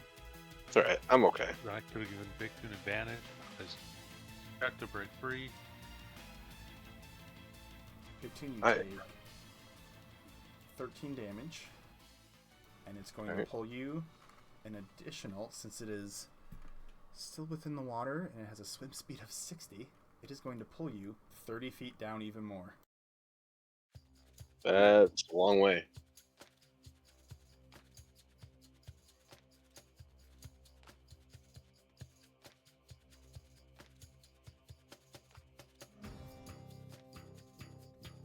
Wait, no, it should be... Oh, I did that wrong. That's why.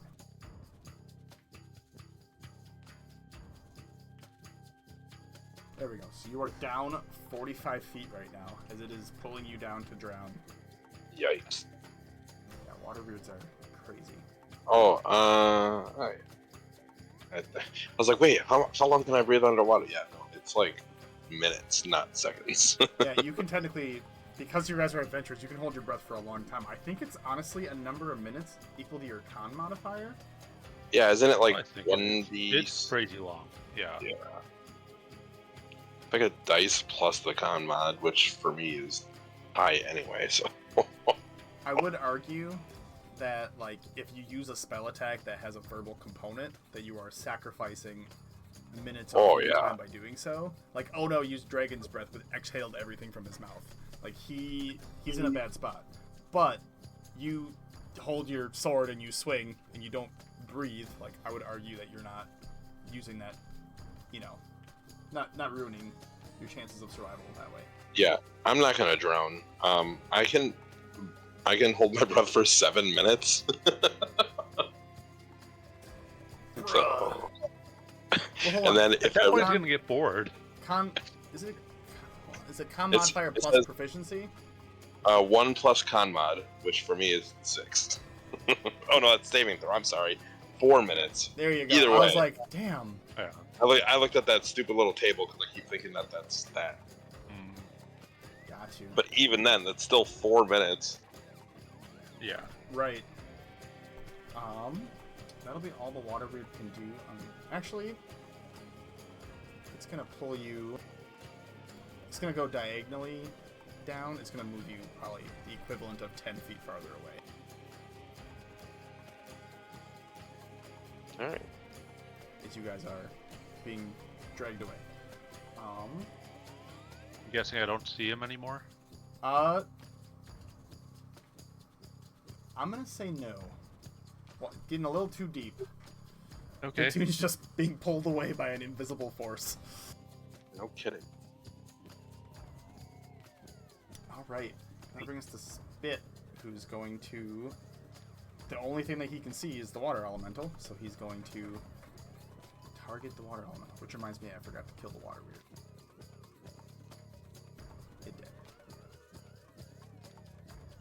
Okay, Spit is going to do his thing that he does very, very well. Kill Attack, everything. advantage because of pack tactic. Damn, I'm really waiting for him to get his enhanced critical, and he hasn't gotten it yet. Damage. Plucks away a little bit more at the water elemental. That'll bring us to Ebrin.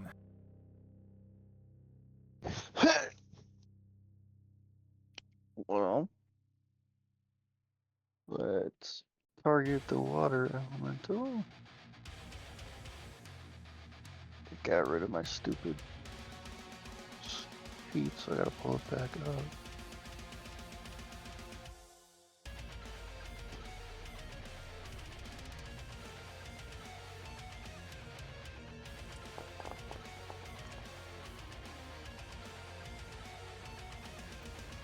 Still targeting the elemental over by Iranian. Oh no, I assume.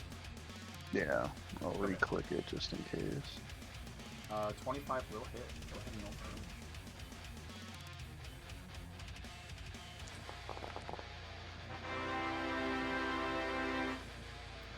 Alright, for 17. Perfect. You hit it with a psychic arrow, and its form is like barely holding itself together right now. But it's still latching on to Ono and Irini. Sharpshooter! Alright, for a 19, that'll hit. Go ahead and roll for damage.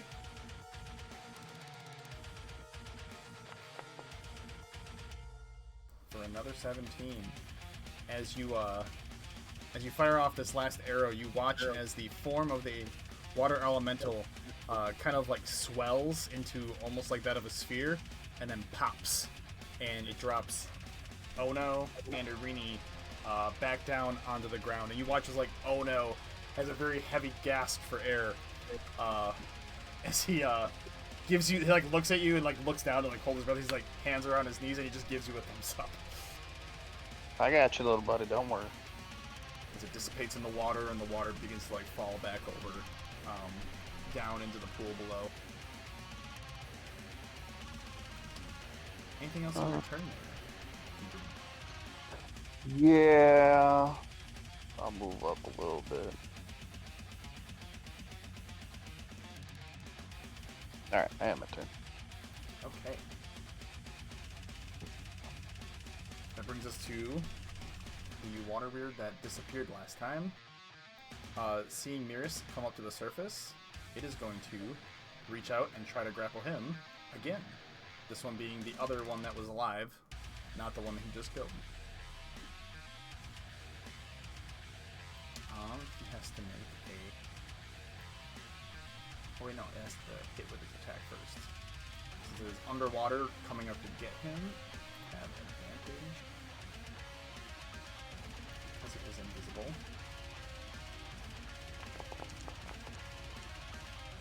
That will hit.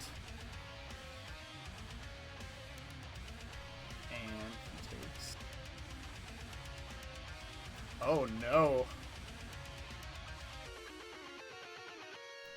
Miris falls unconscious as the creature grabs him and begins to drag him underwater.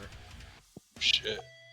So, how are you gonna tell the dude that he was on vacation? He ended up killing his character. He joined I'm the not party. killing him currently. Yeah. Yeah. Ooh, that's gonna make death saves real interesting. As he's unconscious, so he doesn't instinctively know to hold his breath. Yeah. Which means he automatically fails twice. And if he gets attacked again, he's dead. As the water weird pulls him underwater. You all watch. Oh no! Athros. Even Spit could probably see at this distance in Irini. Miris' unconscious body beginning to fall. That wasn't the intention. I didn't realize he only had 9 health left. He was taking some hits in the double Yeti fight. He was. It is true. And just to Irini, who is definitely going to try and use a spell, I think, at this point. she has one that she can use that doesn't require sight.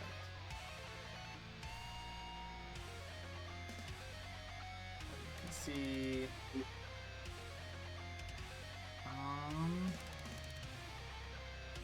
Oh, Lordy. Okay. Arini's gonna do some shenanigans here. Arini is going to dive into the water to chase after Miris. Dakota's internal monologue. I didn't realize what I just did. What can I do? Really go. She's gonna swim over, like next to Miris.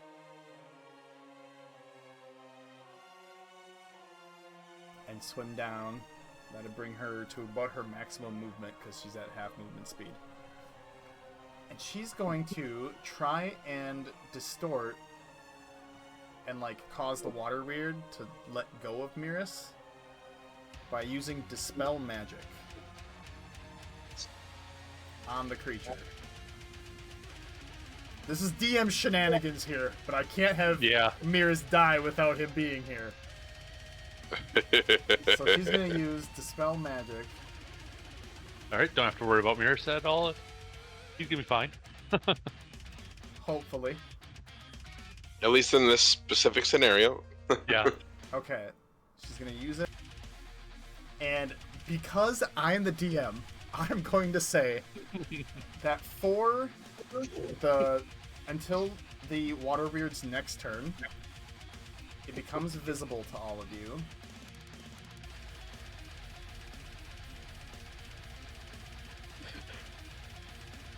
Until 7 p.m. next Tuesday. Arini's on top of it right now, but it's technically down 15 feet. And then she's going to grab onto Miris's hand, and she doesn't have enough movement to move back up to the surface, but she's going to begin trying to pull him back up. But I'm going to say, for the next turn, the Water Weird is stunned. Mm. Because I do not want him to die, and I don't want to be responsible for irritating somebody. So, there's my stun condition. Restrained. And until its next turn, it is stunned and invisible in the water. As its form like distorts enough that you can like see the air bubbles and stuff like that moving around it. Technically, Arini is above it right now with Miris.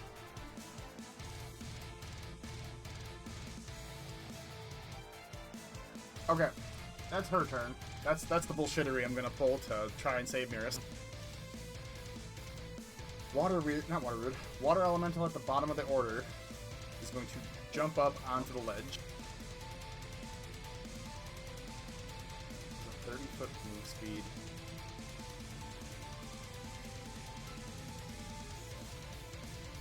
As far as it'll go, but it's close enough to be able to attack Hedrun. Not close enough to absorb you though. What now? You're getting attacked by a water elemental. Fuck! Disengage. Activates on your turn Yeah. Fuck! as a bonus action, which you use. Anyway, I started attacking. You are. Yeah. However, because these are physical attacks, you could use on one of them your Uncanny Dodge if it hits. Alright.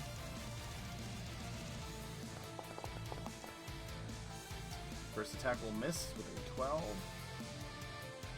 And it has a second attack that it can make. Which will hit with a 25, but you Uncanny Dodge to have the damage, is what it does. And you take... It would be 12 damage. If you choose the Uncanny Dodge, it would be half. Yeah, I'm still gonna do that for half damage. Okay, so you take half damage by using your Uncanny Dodge ability. Are you concentrating on something? I always see it on you, and I never remember if you actually are. I didn't think you were. I feel like you used a...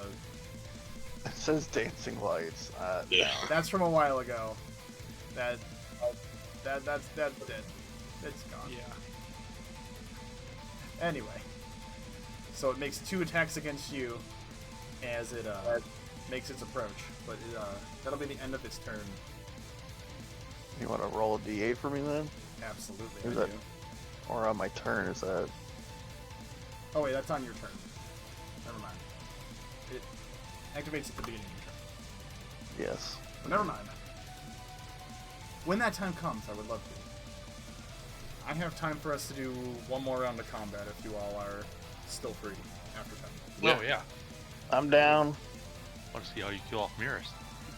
I'm gonna try to not do it without pulling too much BS-ery. Just gotta make it through the next round, and then as soon as he's here, be like, oh, by the way, Yeah. you were Right. dying. Matra, seeing Irini dive into the water, she's gonna move up to the edge, and she'll see like him, or she'll see her swimming, holding onto Miris's unconscious hand. And she's going to see the water weird that's like stunned in the water and make an attack against it. And since it is technically stunned, I got him. For the purposes of being able to attack, Irini's going to be right there. But she's actually above the water weird, because I only ever target her otherwise. Since it's stunned, attacks have advantage. She's going to fire off an attack against it.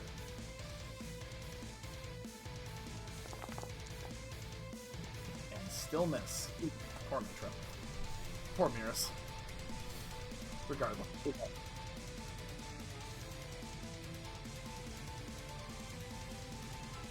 Oh my god. Damn it. Okay. Note to self. Next time. I already cleared my action. I forgot she had Thunder Step. She could have gone down and tried to teleport with Mirror's next turn. But I forgot about that till now. So she makes an attack and the attack misses. Even though she had advantage on our teenage round. Oh no, it's you. We'll also see a water weird and an unconscious Mirrors and probably utter something like, "Don't you dare hurt my family!" And attack it with... let's see what spells he's got. He also has Ray of Frost.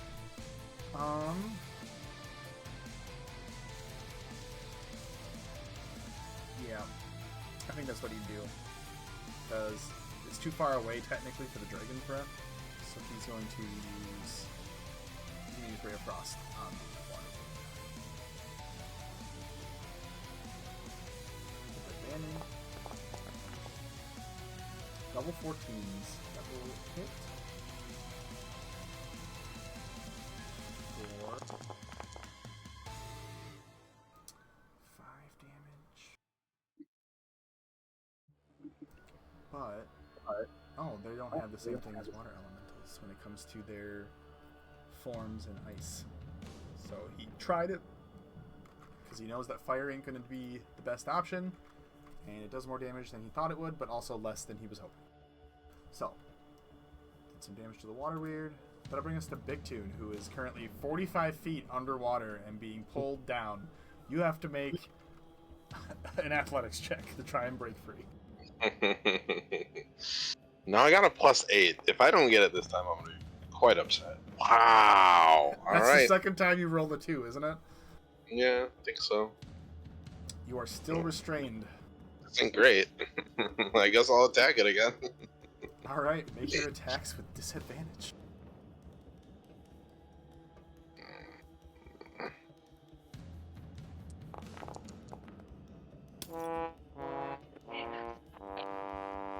Well, this is incredible. I want you to make a sleight of hand check. I'm start floating away. I'm gonna lose another sword. Who's gonna die faster? Big Tune or Mirrors? Oh no, this is horrific. Big Two. As you're flailing in the water, trying to get out of this restraint, as you're being pulled farther down and away from the party, you're holding your breath for dear life. You swing your sword wildly, and with the water around your hands, you watch as Flare Glimmer is removed from your hands, and it begins to drift slowly away from you. The way you're moving now, with being pulled underwater, I would say next turn you'd have the ability to grab it. Alright. It's kind of falling at the same pace as you, but it'll be picking up speed as you guys get deeper and deeper. So hopefully you grab it. The DC is not that great, but you rolled really bad on your sleight of hand. So Yeah. Alright, well, I guess I'll use my claw attack for my second attack. okay. This is great. I love this. Fun, ironically, too. Oh wow. Big Tin, I want you to roll damage dice. I was gonna say, sleight of hand, do I lose my claws? No, Break not your this time. claws. But let's see how much damage you do as you accidentally stab yourself. You do 6 damage to yourself. That's- Hey, you're just trying to claw at water. Somehow I stabbed myself. Okay, you It's took not it my off. fault you rolled 2 crit fails. Oh. Since Big Toon can't do anything else. Aetherus, it's your turn. Oh, man, okay. You know what? I'm just gonna use Healing Word on Miris as a bonus action. If I can find out my character sheet. Well, I gotta target him, I think, but I can't target him Fluid. actually. Just roll the dice. I'll Okay. take care of it now. It's a D4 plus 5.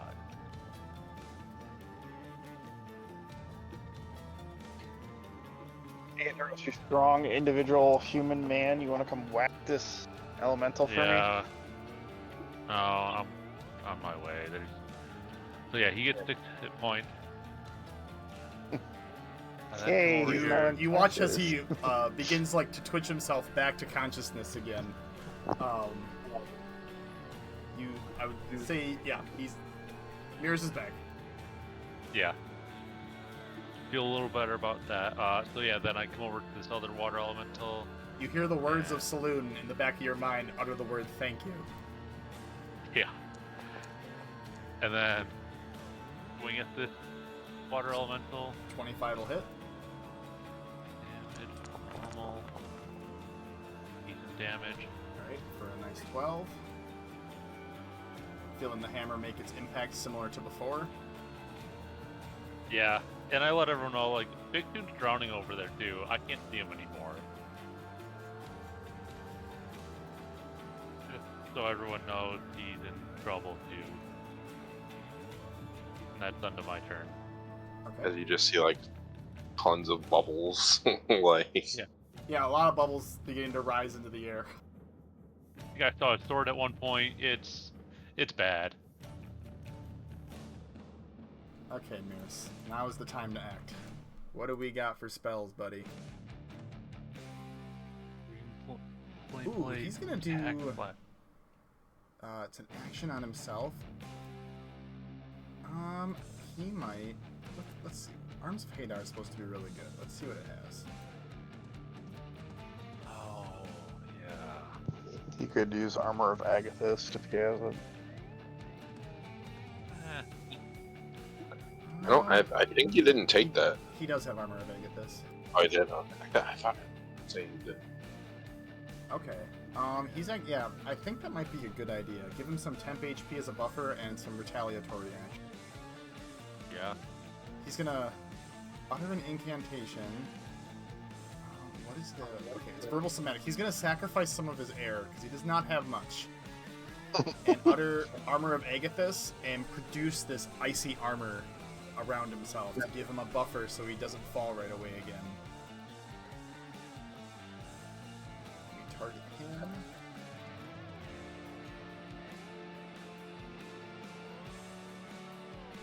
nice thing is that it's gain temporary for each. Okay, so he gains 10 temporary HP, and the damage that he would take is the damage that he would deal is increased by 5, so it would take 10 damage if it attacked him. Okay, that is a much better spot to be in. Good job, Miris. I don't have to worry about apologizing to Ian next time, mostly. He'll just come back and be like, hey, why am I only at like 5 hit points? Don't worry about it. Just be happy you're alive. And he's 15 feet down And I got again. no spell slots. He's going to use his speed to swim to the surface once again. Dakota now internally thinking all combat situations, all party members must be available. I want to say that, but if something bad was going to happen to a character, we'll talk about that later. That's not important right now. Let's finish this round. He's going to swim to the surface, so Miris is at the surface again, and he breathes in air, and he's just like super relieved, but like exasperated. So he's good. That'll bring us to the Water Weird over by Bigtoon, who's going to continue to drag him down and attack him to try and restrict him even more, trying to choke the air out of him, basically. It is invisible and has advantage on the attack.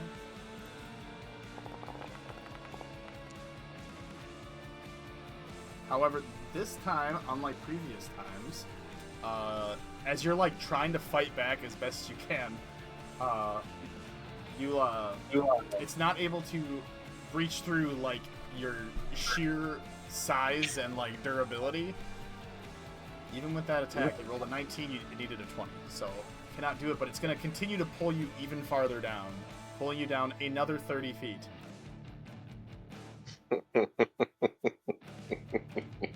How deep is this? You do not see the bottom. You're not sure how deep this goes. There is no bottom. It's got to be like pitch black at this point. At this point, your vision itself is almost like it's almost dark. There's like almost no light from where you are. And it's going to move diagonally again and pull you even farther away from the park.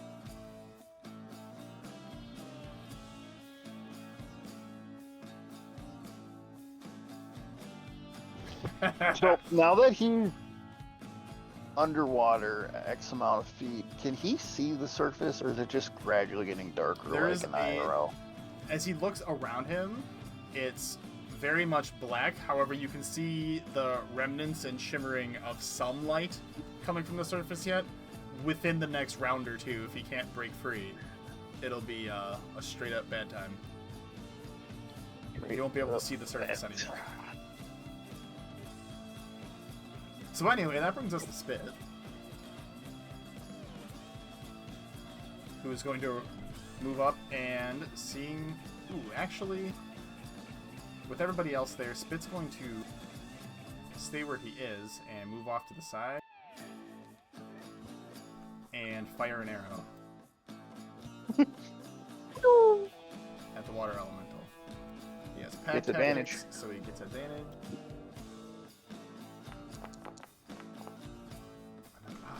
Really want him to get that enhanced critical just to make me feel good. For another. I forgot what that is.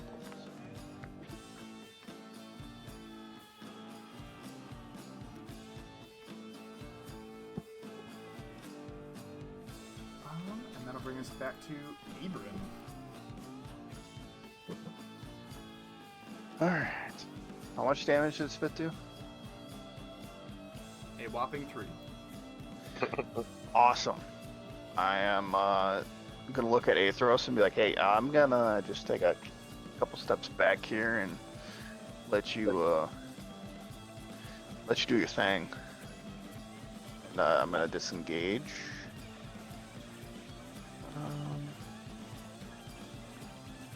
I'll go like right there. Okay. I've got to move the combat tracker because that's in the way. Target. So disengage uses my bonus action. I need you to roll a d8 for me quick, by the way. I would love to.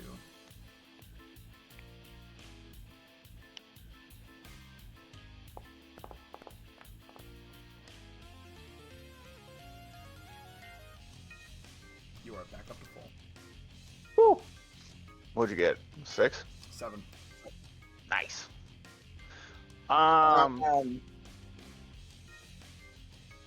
Do I sharpshooter this and hope for 1, or just go for damage? I'm just gonna go for damage overall. I'll just make a normal attack. That will hit. Go ahead. There you go. Alright, for a 13. Very nice, very nice. Respectable. Yeah, that's all I can do. Okay.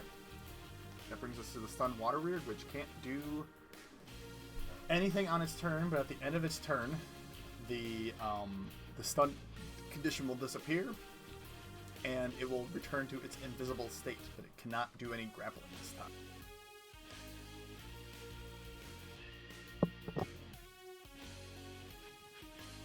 Alright. Brings us to Irini.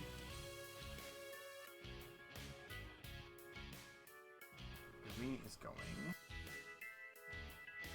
A lot of her spells require sight, so she's going to look at Miris and be like, "Are you good, bud?"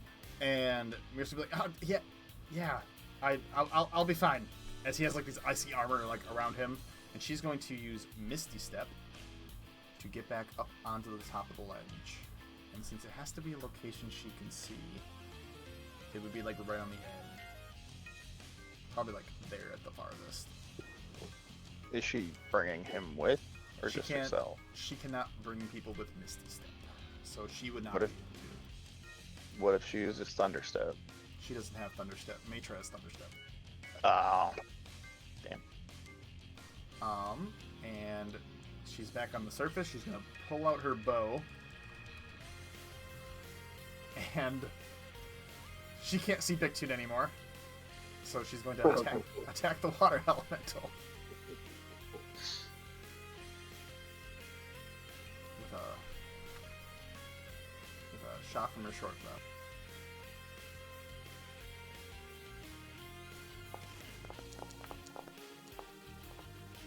And she will just hit with a 14. For the max damage that she can do, which ends up being 4. Because it has resistance to certain damages. Which will bring us to the water elemental, because... Ooh!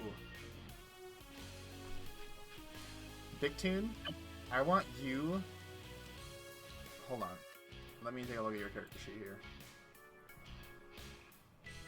You... okay. You are not immune to drowning, so you are now drowning. Well, I've still got a few minutes left on my holding my breath, so. Oh, this is magical drowning. You don't have. Oh, yeah. You don't have advantage on sound-based, you don't have advantage on sound-based perception checks, but I'm still gonna have you roll a perception check to see if you can hear Irini, because it has to be within... Good enough. Big Tune, you are inspired. Cool. She plays a vicious ditty about water and not drowning. Don't worry, I'll find a way to roll a 1 on it Get the anyway. hell out of there. I'll go for a third straight 1. And that'll be end of her turn. Which brings us to the end of the round with the water elemental. Ooh.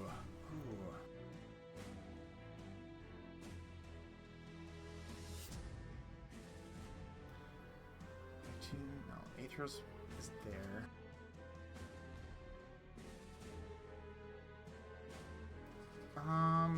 Yeah, it's gonna move. It's gonna move in and try and weird Athros.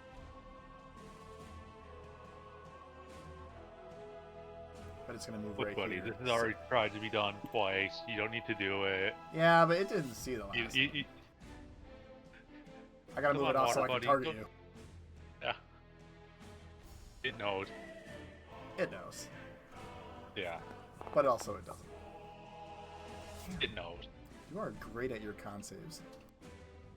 Mhm. As you, yeah, your strength save, sorry. As you, are able to, successfully avoid being taken by the fucking, I want to move you, damn it. Move myself. Thank you. Or- oh. Yeah, move it. Yeah, perfect. As it tries to absorb you, since it failed to absorb anybody, it's going to make one attack against you, Aethros, with advantage. So on a failure, these water elementals, since they're not DMG water elementals, get one advantage attack against whoever they could not successfully ward. And since it was you, you were the only one, they get one attack against you. And it doesn't matter because you rolled dual sixes and missed entirely as its like large watery fist slams down onto the ground, sending like droplets everywhere, but not able to make purchase. That brings us to the end of this round. So, how's everybody feeling? How do you feel after I'm not pulling the- out a yeah. lot of tricks here for Miris? You know, no. Let's not worry about that. Yeah. Genuinely, I'm having a blast. I don't care that I'm not doing well right now. It's hilarious.